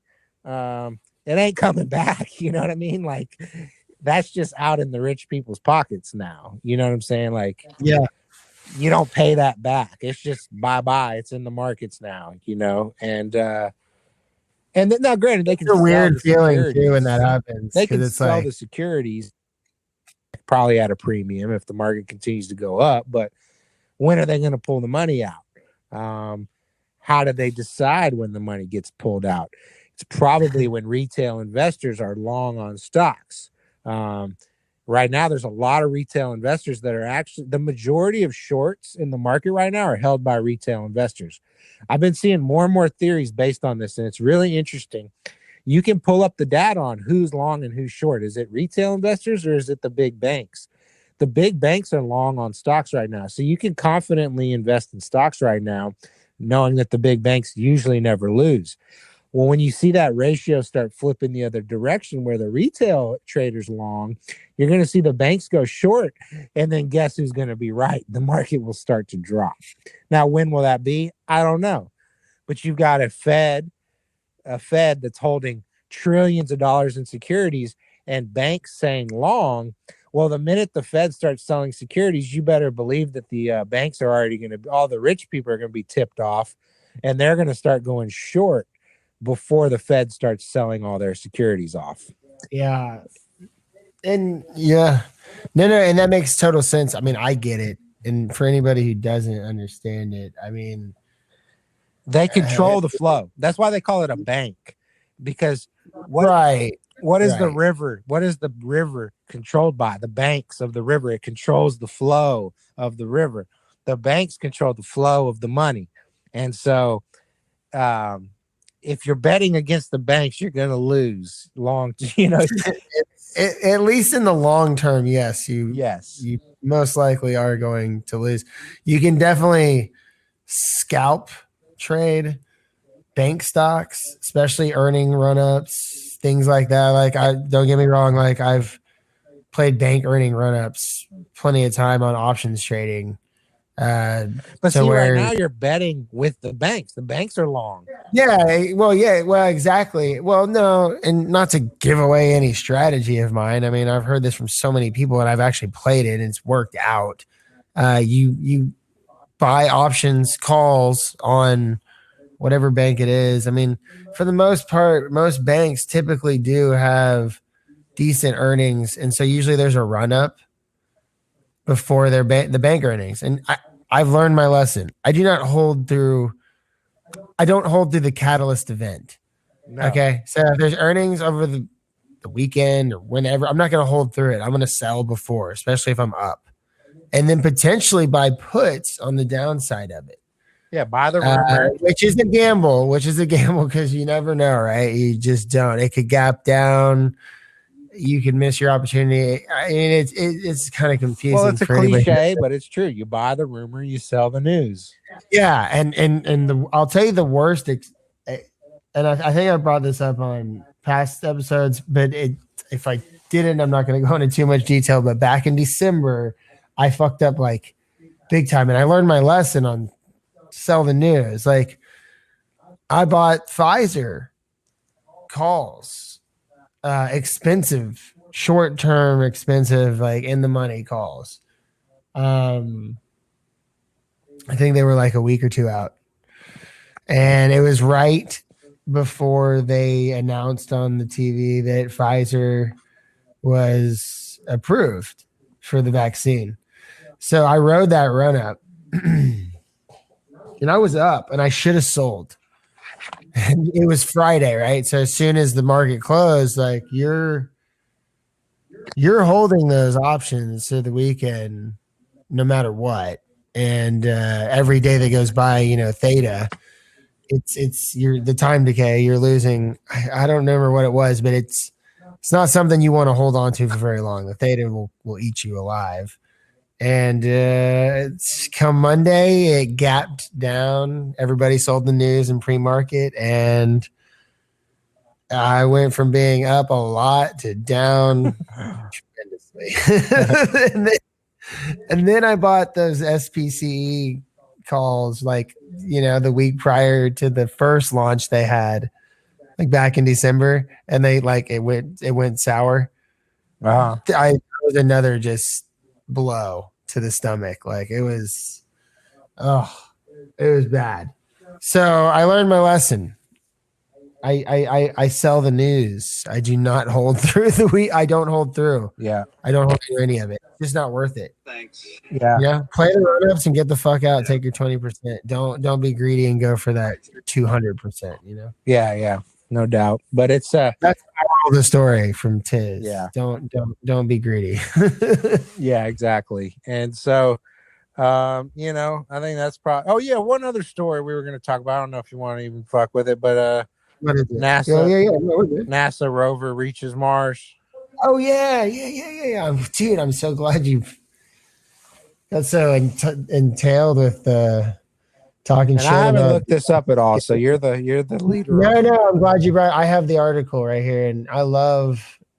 If anybody doesn't know me, doesn't know what interests me. I've always been very interested in astronomy, biology, shit like that. I actually like.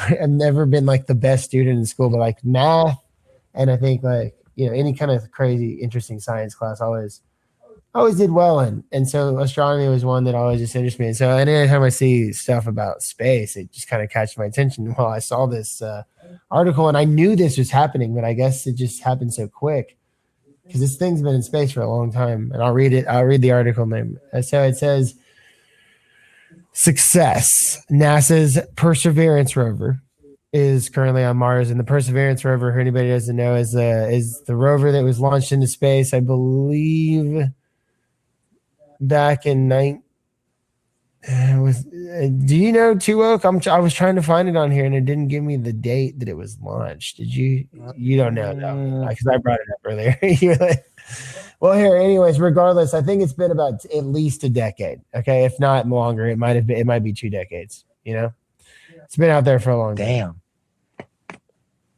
Let's just call it 10 years to be fair, and I'll try and. Oh, here we go.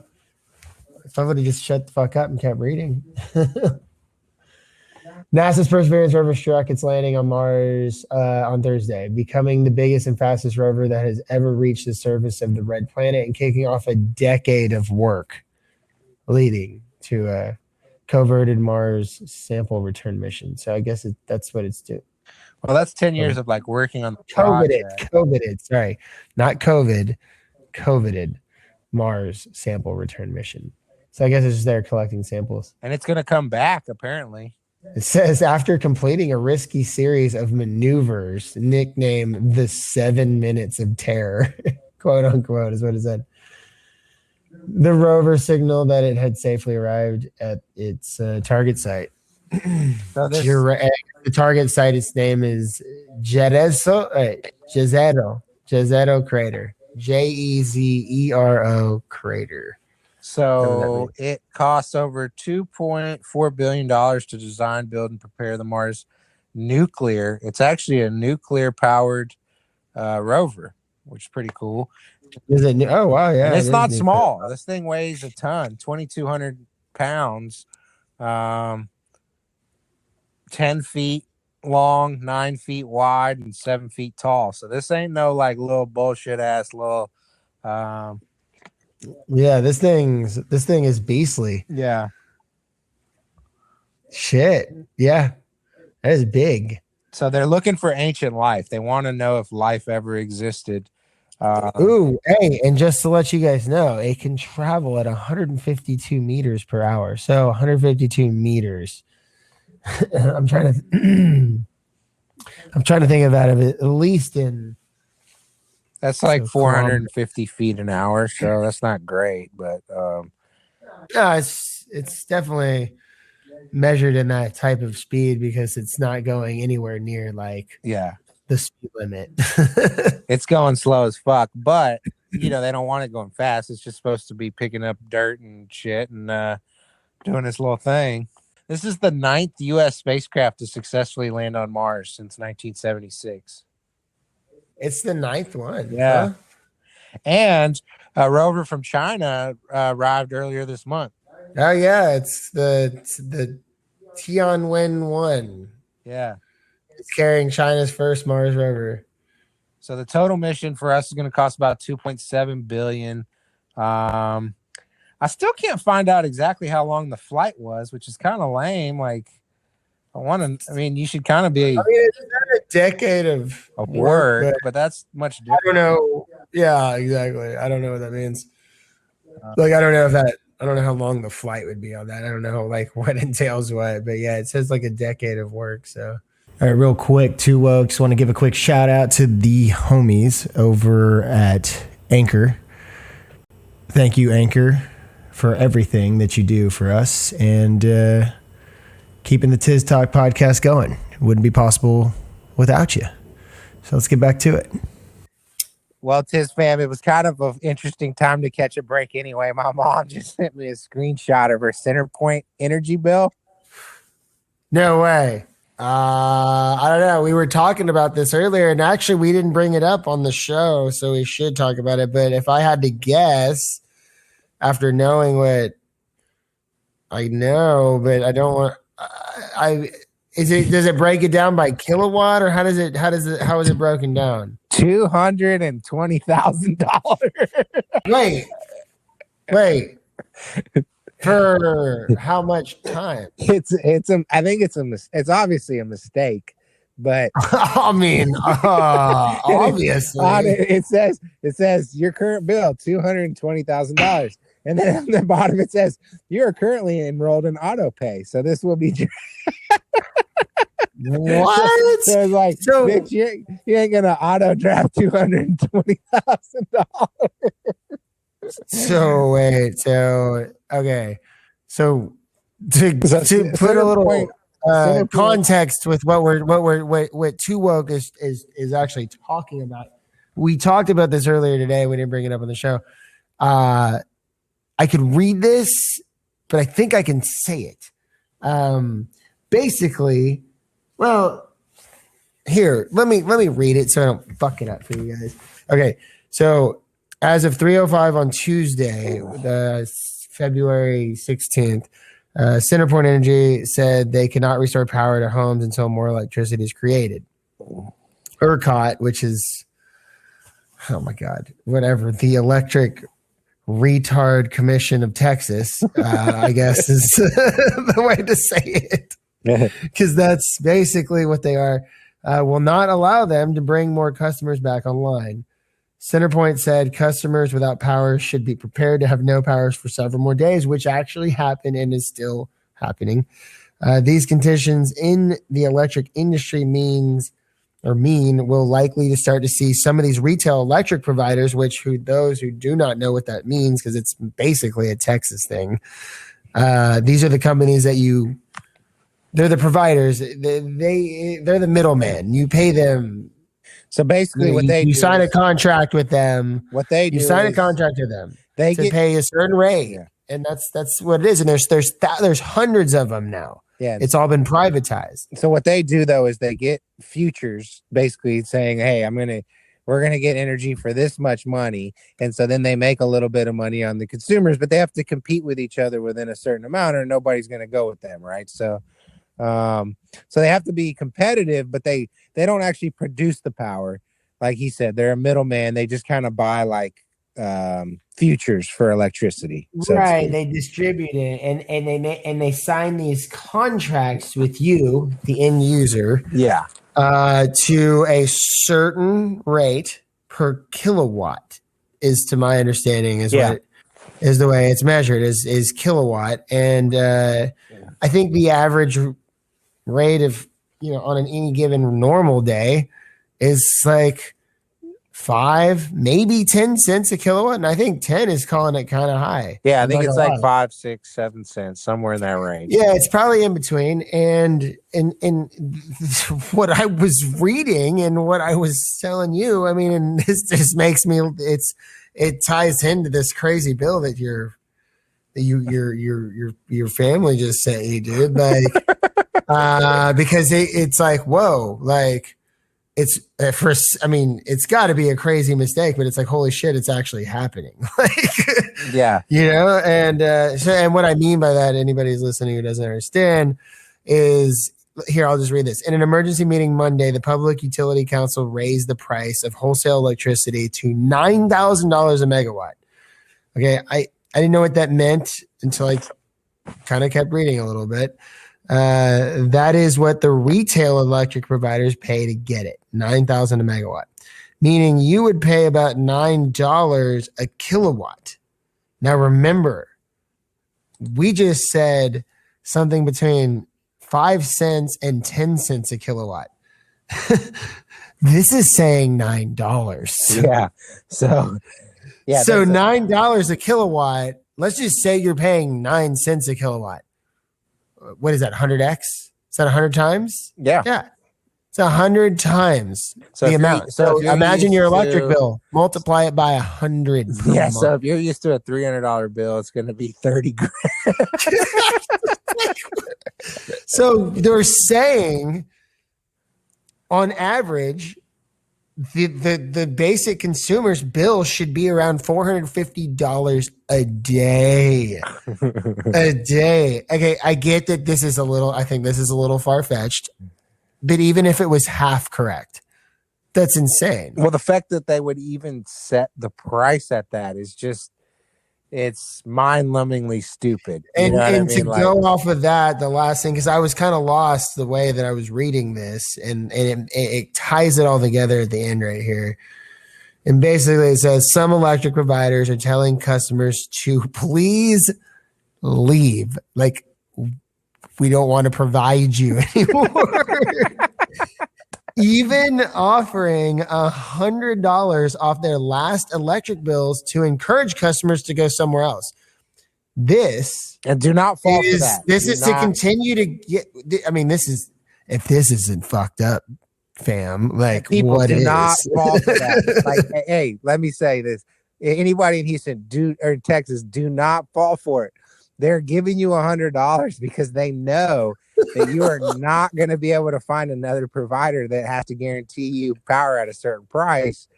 So they're basically kicking you to the curb and saying, fuck you. Like, we don't, they're doing that for a reason. It's because it's going to cost you way more to switch.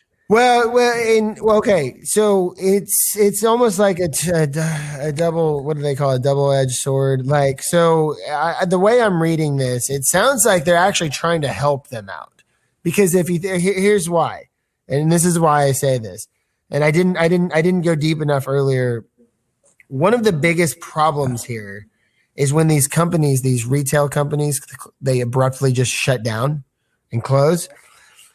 For you to continue to have power, which at times like these in this cold ass weather, like, you need it.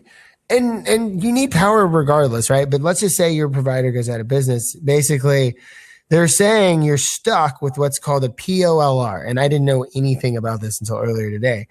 POLR stands for Provider of Last Resort, and a sky-high electric rate.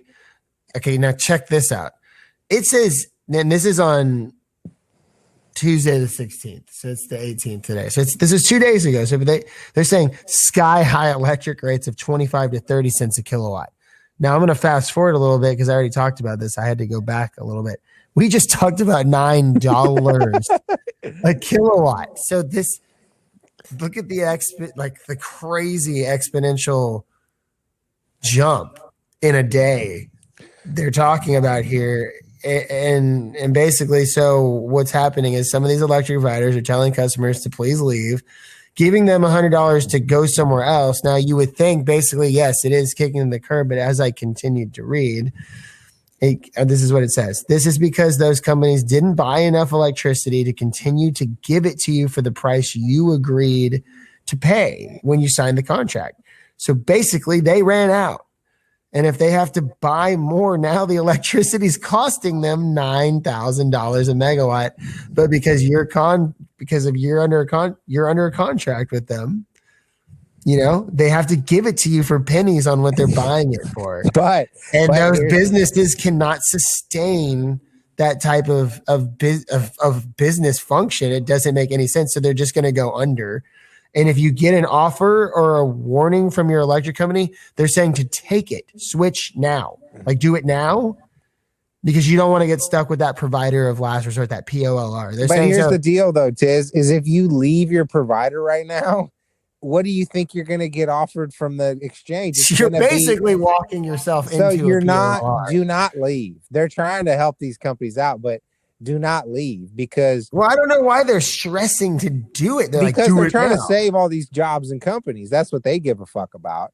This isn't the company saying this though. This is the news channel saying. No, I get it. They're all tied in bed. I'm not. I know. I'm the biggest fucking advocate of don't fucking listen to mainstream media. I'm just saying, not to sound like an idiot or. But they're trying to scare you with the PLR. But what you're going to be stuck with is that same guy. I mean, who's going to buy it at $9,000 a megawatt and then offer you anything better than the price they're getting it at? They're not. You know what I mean? So if that's the new price and you switch, guess what the next contract's going to read per fucking kilowatt? Or it's going to read $9 or well, I mean, when you just said that, you know, with the how much was the bill? 20 what? $220,000. $220,000. I mean, so when you said that, I was like, it's a mistake. Shit. I was like, we just talked about that. And CenterPoint already sent an email saying like, hey, our bills are a mistake. But what that's probably showing that's a huge mistake. but what that shows you is that they probably are fucking with the numbers right now at that new $9 a price in their system, just trying to figure shit out. And somehow it bled into, because my mom's probably got like a 3-month bill because she doesn't even live there, you know. So she's probably, you know, that's probably three months of billing.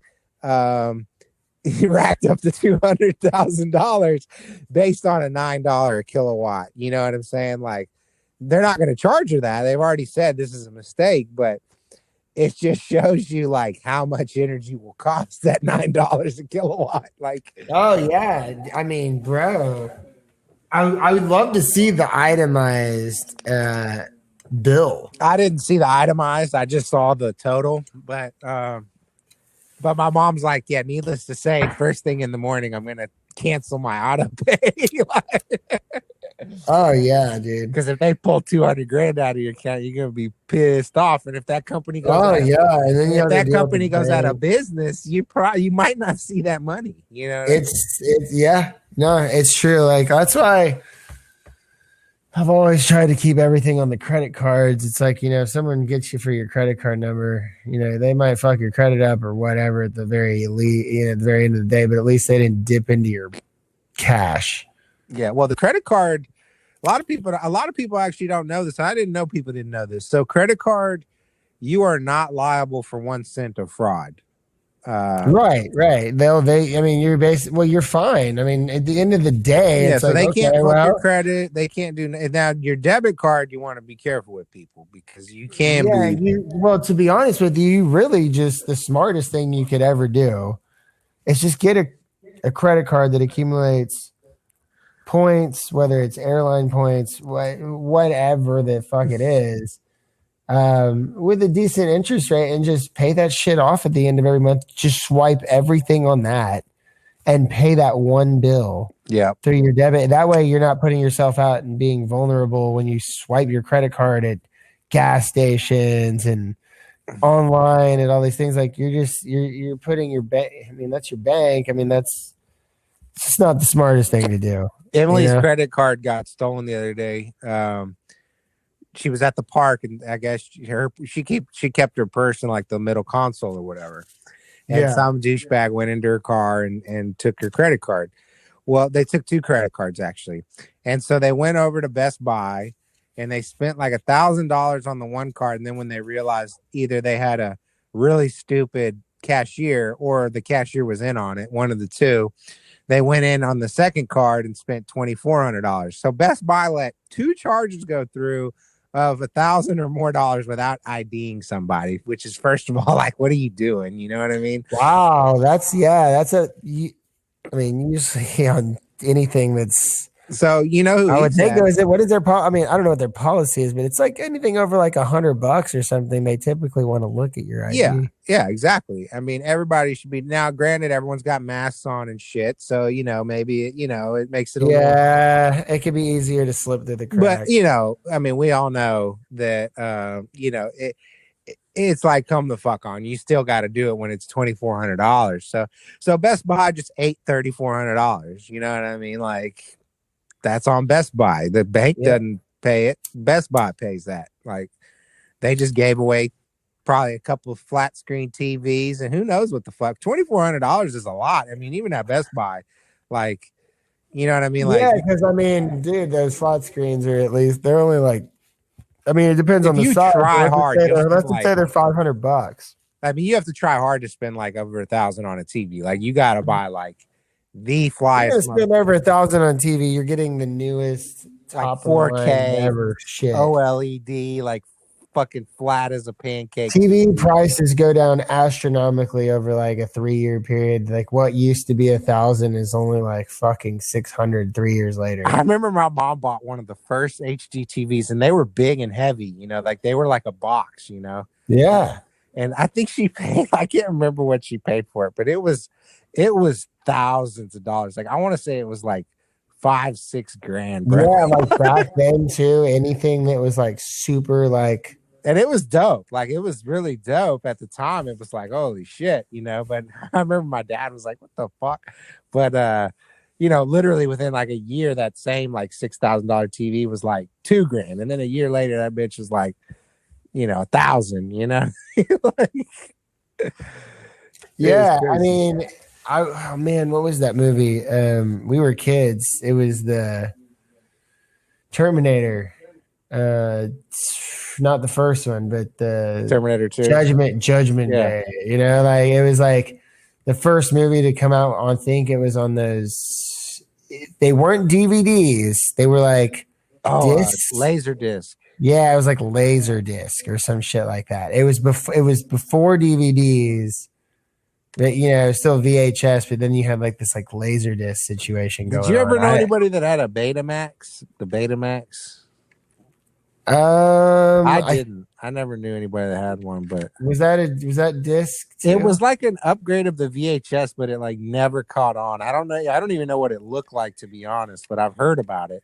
Like it was one of those stories where it was actually a superior product, but it just never gained traction. So who I think did have a Betamax, and now that you say it, I haven't heard that term or name in a decade. 10, 15 years. So when I lived in Bel Air, where my mom's that house over off of Valerie. So before Bel Air, I must have been first. I don't even, to be honest with you, I don't even know how old. I was probably like 8, 9 years old, something like that. Yes, yeah. Let's just say that to be safe. The new neighbors moved in at one point, and it ended up being John Bass. Okay. And it was John Bass and his entire family. And me and John like met. We were neighbors, and we shout out John Bass. Anybody who knows John Bass, he's the homie. He was my bar mitzvah partner, my neighbor growing up, and just really good friend. He's a movie star these days, guys. Check him out. Is he doing any show or movie these days, or? He was. Yeah. No, he's doing a show. He did the Baywatch thing with The Rock. Yeah. And Zac Efron and Alexander Daddario, and I can't remember the name of the blonde hair girl. Regardless, it was funny. I mean, I thought John did a great job. He's been in a bunch of random hot movies, and he was the Book of Mormon. He was the lead of the Book of Mormon play. Nice, I didn't know that. Yeah, I think that was kind of like what really gave him his kickoff. I don't want to, John, if I'm speaking out of place, fucking correct me. I don't know for sure, but I know that he was involved with the Book of Mormon. Okay, the South Park guys, their Broadway play. Yeah, no, that was a big hit. I want to say that he was. He was the lead role in it, and I don't know either on the traveling the tour version or maybe he even did. He could have potentially did the Broadway, and then he did a show on I don't know what channel. I think it was like Comedy Central. It was like FX, something in Hollywood, Florida. Yeah, that's right. It was kind of like a weird version of Workaholics in a sense. Yeah. And then he did the Baywatch thing, and he's been in other movies since then. He's been in random shows like The Newsroom. He was the lawyer and I forget the name of that movie. He's been in a bunch of stuff. And so right now, I think his most recent thing that he's been doing is with Steve Buscemi, the Miracle Workers TV show. Okay, I haven't seen. Yeah, they're in their third season, I believe now, and he's been on it since season 1. I mean, and they're I think it's on TNT, TBS. It's one of those. Okay. Steve Buscemi's in it. It's like Steve Buscemi, John Bass, and a bunch of other. I haven't seen it since the first season. I need to catch back up with it. But yeah, I know he's doing that. So that's been. Anyways, so John Bass, shout out, doing his thing. But yeah, I grew up with him, and I know he's always been into the movie thing. Even when he was a kid. Yeah. And they had like, do you remember Sega CD? Yeah. Yeah, he like had the whole Sega CD, like the new age, put your disc in kind of thing. And so that's where that way. And what is that thing called again? The Betamax. Yes. So I'm pretty sure he had that up there as well, like where they had all the movie stuff. Because I wouldn't have recognized that out of nowhere. So it makes sense too, because it's John Bass and the whole movie thing. So yeah. That was crazy, how John like ended up like living there, and then he moved. It was just a temporary move for them. I think their original house is being renovated, and they like moved back down the street. And then he ended up being the homie in high school, and we and him were actually fucking bar mitzvah partners. Nice, I didn't know that. Yeah. No, we were bar mitzvah partners, bro. It's crazy. There's pictures of me and him with our our yarmulkes on and shit. I have them like braces and all, dude. 13 years old. Yeah. Oh man, I hated that shit. I'm not a religious guy, and I never have been. So I was like basically forced into that. I did not want to get bar mitzvah. I was hating life back then. Well, it's just such bullshit. They're like, you're 13, you're a man. It's like, I ain't no fuck. Y'all still gonna baby my ass. I got to go to school and all this bullshit. Like exactly. So I was like, I don't understand. It's like at least make it 18 and give me some fucking dough or so. I mean, well, I know y'all get dough, but I never got that either. Yeah, we did get dough, but dude, I'll tell you this: I'm 15 years older than my half brother. I think when I was 13 and I did that whole bar mitzvah thing, I think like the money that I accumulated, and like not that I really give a shit, but it was like, let's just say $5,000. Okay. And I put it like in a savings account. Yeah, which is dope. I mean, that's a good amount of money. Yeah, for a 13-year-old. Yeah. In 1999, 2000. It was legit. Yeah. Well, my little brother. Yeah, what did he get? He got his shit was in 2014, like 15 years after mine. Yeah. I want to say I think he cleared 20K. Holy shit. Damn. Dude. I don't know that for sure, but I know it was north of 10, and I think it was north of 15. It could have been a 20K clear. So that's what I'm saying. Yeah. It's like insane. What did he do with it, or just save it for college or some shit, or what's this? I mean, he ain't gonna pay. To my knowledge, that's something along those lines. I don't. They're gonna pay for his college too, so I mean, he's probably just gonna buy a car or some shit, or I mean, it's most likely. Well, they'll buy him a fucking car too. I don't even know what I'm saying. He'll just have spending money, I guess. He didn't. No, they don't need to buy him a car. He's got a nicer truck. He's got a nicer truck than I do, man. Well, that's what I'm saying. Like, he won't have to spend it on shit, so he'll pretty much just have the money, unless he spends it. If he's smart, he'll start investing that. He'll invest it correctly. What kind of truck's he driving? The same one I'm driving, just 4 years. 4 years newer. 2014, 2015. Mine's a 2010. Okay. Damn. I mean, it's it's funny, but yeah, I mean, I think this has been pretty informative, man. I was scrolling through all these different articles, and we basically touched on. We touched on all of them. The one thing that I didn't touch on, and have you seen what Chicago's mayor, what she looks like, right? Not really. What's she look like? Let me look her up. Oh man, She a hottie? no. Look up Lori Lightfoot. Oh, I have seen her. Yeah, I know who you're talking about. Yeah, Bro, not a hottie. She looks crazy. Yeah, not a hottie. Well, what brought that on? You just I was just going through oh, I see what picture you're looking at. The one on articles, and I came across one that says Chicago's mayor gave more than $280 million in COVID relief money to the cops. Oh, what a bitch! So, and then you scroll down, it's that crazy picture of her with her big old bulgy eyes. Yeah, with the American flag behind her. Yes. Yeah, dude, she is crazy. $280 million to the police. What the fuck for? She says, at best, we would have used these dollars to keep our neighbors and businesses stable and healthy. We failed on both counts. Oh no, that wasn't her. So it said one local official.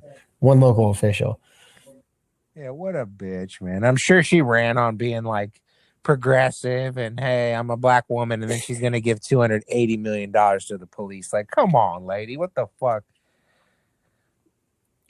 Yeah, it says of the $1.2 billion in COVID-19 relief Chicago received from the federal government last year, Mayor Lori Lightfoot put $281.5 million towards police duties, such as resident wellness checks and increased police presence at airports, testing sites, and field hospitals, according to the Chicago Tribune. $280 million. They built a motherfucking 280-mile waterway for $2 billion back in '84. Now you give $280 million to the police just for wellness checks. I mean, come on, man. This shit is crazy, dude. I mean, and what's up with her picture? Like, she looks like a crackhead. I mean, I don't even want to get in on her looks because what she's doing. I know it has nothing to do with anything, but like, I mean, what a picture to. Well, sometimes you wonder though, because when somebody looks crazy and then obviously they make stupid decisions, it's like, how did you get elected? Like, you don't have swagger, you're not charming, you have stupid ideas, obviously, to give $250 million to the police for COVID relief. Like, bitch, what are you doing? I mean, shit. I mean, you could have built like 10 hospitals for that money. You know what I mean? Like, shit. That'd have done a hell of a lot more than a wellness check. Yeah, and I'll end this little topic. I'll finish reading it real quick just to make it tie all together. After spending $376 million helping local airports, $189 million funding COVID-19 research labs, as well as $94 million providing homeless and rental assistance to Chicago residents, local officials told Vice News the city had $403 million left over to spend at its own discretion, and 65% of that went towards police. Wow! Instead of more housing relief and social services, Chicago residents have accumulated $450 million in rent debt since the start of the pandemic. Wow, $450 million in rent debt since the start of the pandemic. That is so she could have paid a everybody. lot. Like, I've never seen numbers broke down like that yet on certain things. Like, that is a tremendous amount. And all that's coming, man. There's over 6% of houses nationwide are in forbearance right now. That's like over double what's normal. Did you say she spent $90 million on COVID research? $189 million funding COVID-19 research labs. Like, what do they think they were going to solve? Over double what you just said. It was 108. What does that even mean? Like, what were you trying to solve? The fucking cure? Like, $180 million to do what? And that's just in Chicago. I mean, that's what I'm saying. Like, that's the craziest shit I've ever heard of, man. Like, $180 million in the city of Chicago to research COVID. Like, bro, like, okay, they looked at contact tracing data. how could you even spend $18 million? Like, that's crazy, dude. That's crazy. It's absurd, is what it is. I mean, with that money right there, she could have almost by 50%. She could have wiped out 50% of the motherfucking debt relief for the fucking housing. You know what I mean? Right there, bam. Yeah. 450 million in rent debt. That wasn't paid, correct? Yeah, that's rent debt. But she hasn't paid that. That's just looming. Or did she pay that? No. I mean, it's saying Chicago residents have accumulated $450 million. Yeah, and so not one of those dollars you just mentioned went to that, but it went to all this bullshit. I can't imagine how many people. Yeah, it went to the COVID-19 research labs, which who knows? I can't even imagine how many millions of dollars went into people's pockets that off of that kind of money, man. I mean, the auditing of this has got. I mean, that's always been the most corrupt city in America. Like always, it always has been. And this is just a perfect example of that. Like you got given $1 billion and you have nothing to show for anything you spent money on. Not one thing is permanent. Like in Chicago, to me has always been kind of like a center middle ground city that reflects a lot on like the average stuff of what's going on throughout the entire country, because you have the South, the East, everything kind of meshes together right there in the Midwest. I know it's not the perfect way to look at things. I get it.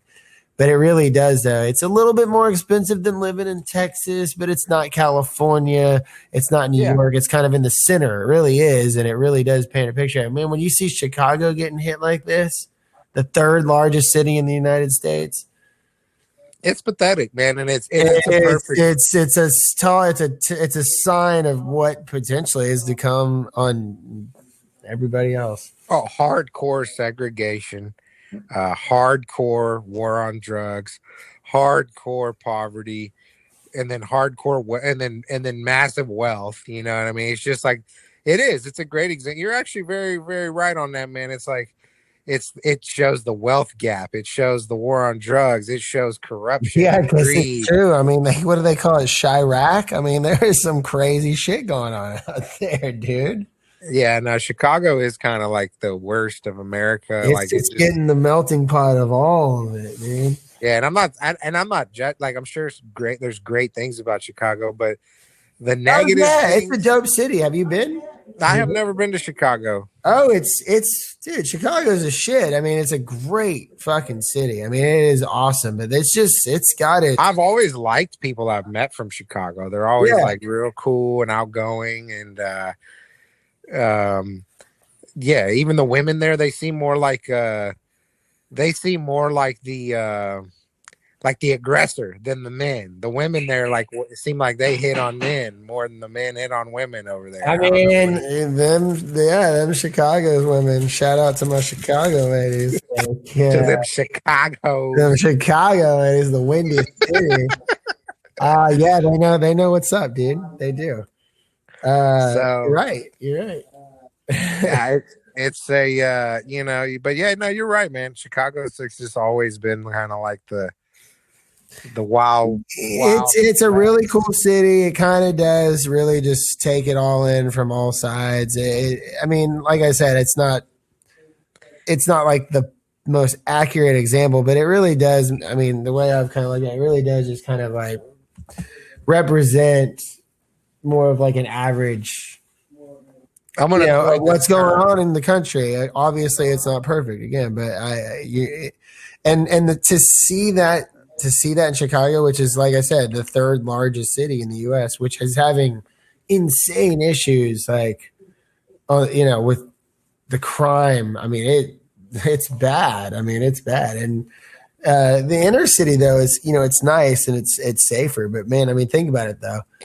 It's cold as shit there too. I mean, yeah, I'm sitting here complaining that it's I mean, it's in the 20s outside right now, and that's that's outrageously cold for Houston. But I mean, Chicago gets that every year. But the thing is they also have the infrastructure for this, so it's like, well, yeah. I mean, think about it like this: is like we make fun, or not make fun of, but it's like there's a lot of jokes made about how the ghettos of Chicago are, and like, or a lot of not necessarily jokes, but just a lot of to do is made about that, Well, Iraq. I mean, and yet. In the ghettos of Chicago, no matter how cold it gets, they still got fucking power. I know. I mean, that was one of the things I was like, man, what the fuck? Like, I mean, Chicago's in the negative like teens. We're just in the 20s, but yet they're fine. Yeah. And we're in the entire state of Texas is in a state of an emergency. Yeah. Man, it seems like Texas is always in a damn state of emergency. Every few years, it's like some shit's going on. It's like turning into the new Florida, bro. And like, that's not good. Like, the new Florida. Texas is like a shitty Florida now. And that's bad, man. I mean, yeah, you don't want to be tacked on with the Florida label. It's getting there, man. When you can't handle cold weather, you can't handle hurricanes, you can't handle a damn thing. It's like, well, shit, man, anybody can say they're cool when everything's going perfect, but I'll tell you what, though, it's annoying is, I looked on the weather map, and of course, the eastern part of the country was cold, but it wasn't freezing. You got California and all that shit. There was chilly spots. It wasn't freezing.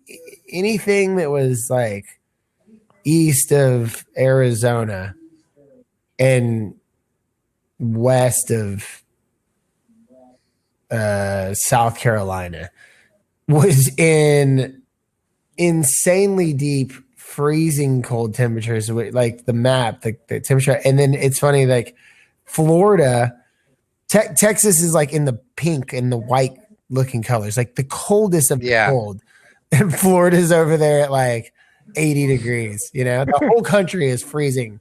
And then Florida just got that panhandle sticking out at like 80 degrees. It's like, I always saw that and was like, these motherfuckers, man. Like, the whole country's frozen, and they're the only ones that are like in the orange color, the red and orange. Yeah, no doubt, man. It's crazy, man. I feel, I feel bad for all these animals out there, shit just fucking freezing, and sea turtles been just washing up on the beach. Yeah, I saw an article about the Texas Parks and Wildlife, the game wardens and stuff, when they rescued like, I don't know, I want to say it was hundreds of sea turtles that like kind of got shocked from the flash freeze almost, and they like couldn't, they were drowning, I guess. I didn't read the whole article, but I saw it. I think they kind of like come up on the land sometimes and chill, and then when it got so cold, they probably couldn't quite make it back to the ocean, That could have been it too. Like I don't know. I just saw that and I thought that was interesting. But word, man. Well, shit. I think. We've been running. We've been running. I'll have to edit all this together, like with the whole mishap on the whatever happened earlier. But this is a good one, man. I think we covered. Tiz fam, we covered a lot of good topics, so I hope y'all soaked it in. I mean, we went over everything tonight, I think, too well.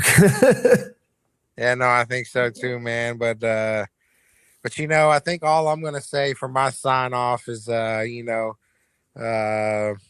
just fuck Greg Abbott, man. That guy's always been a piece of shit, and he better watch out, man, or they're gonna make him fully crippled. He's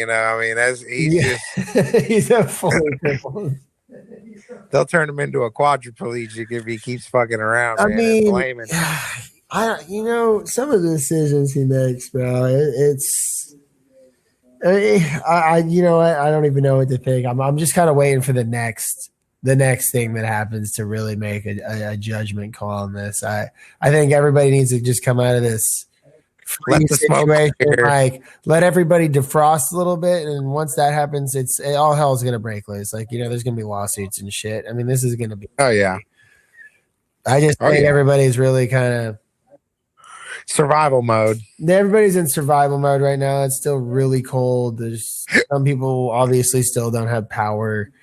So I don't think they're fully engaging, but I mean, I think as soon as this passes, you're going to start to see this shit all over the news, and it's going to be a big deal. It's going to be big. Yeah. Yeah. And then, yeah, man, it's just fuck Greg Abbott and fuck Ford. Remember, we talked. so peace out. Signing out, and we'll cover more on the Ford.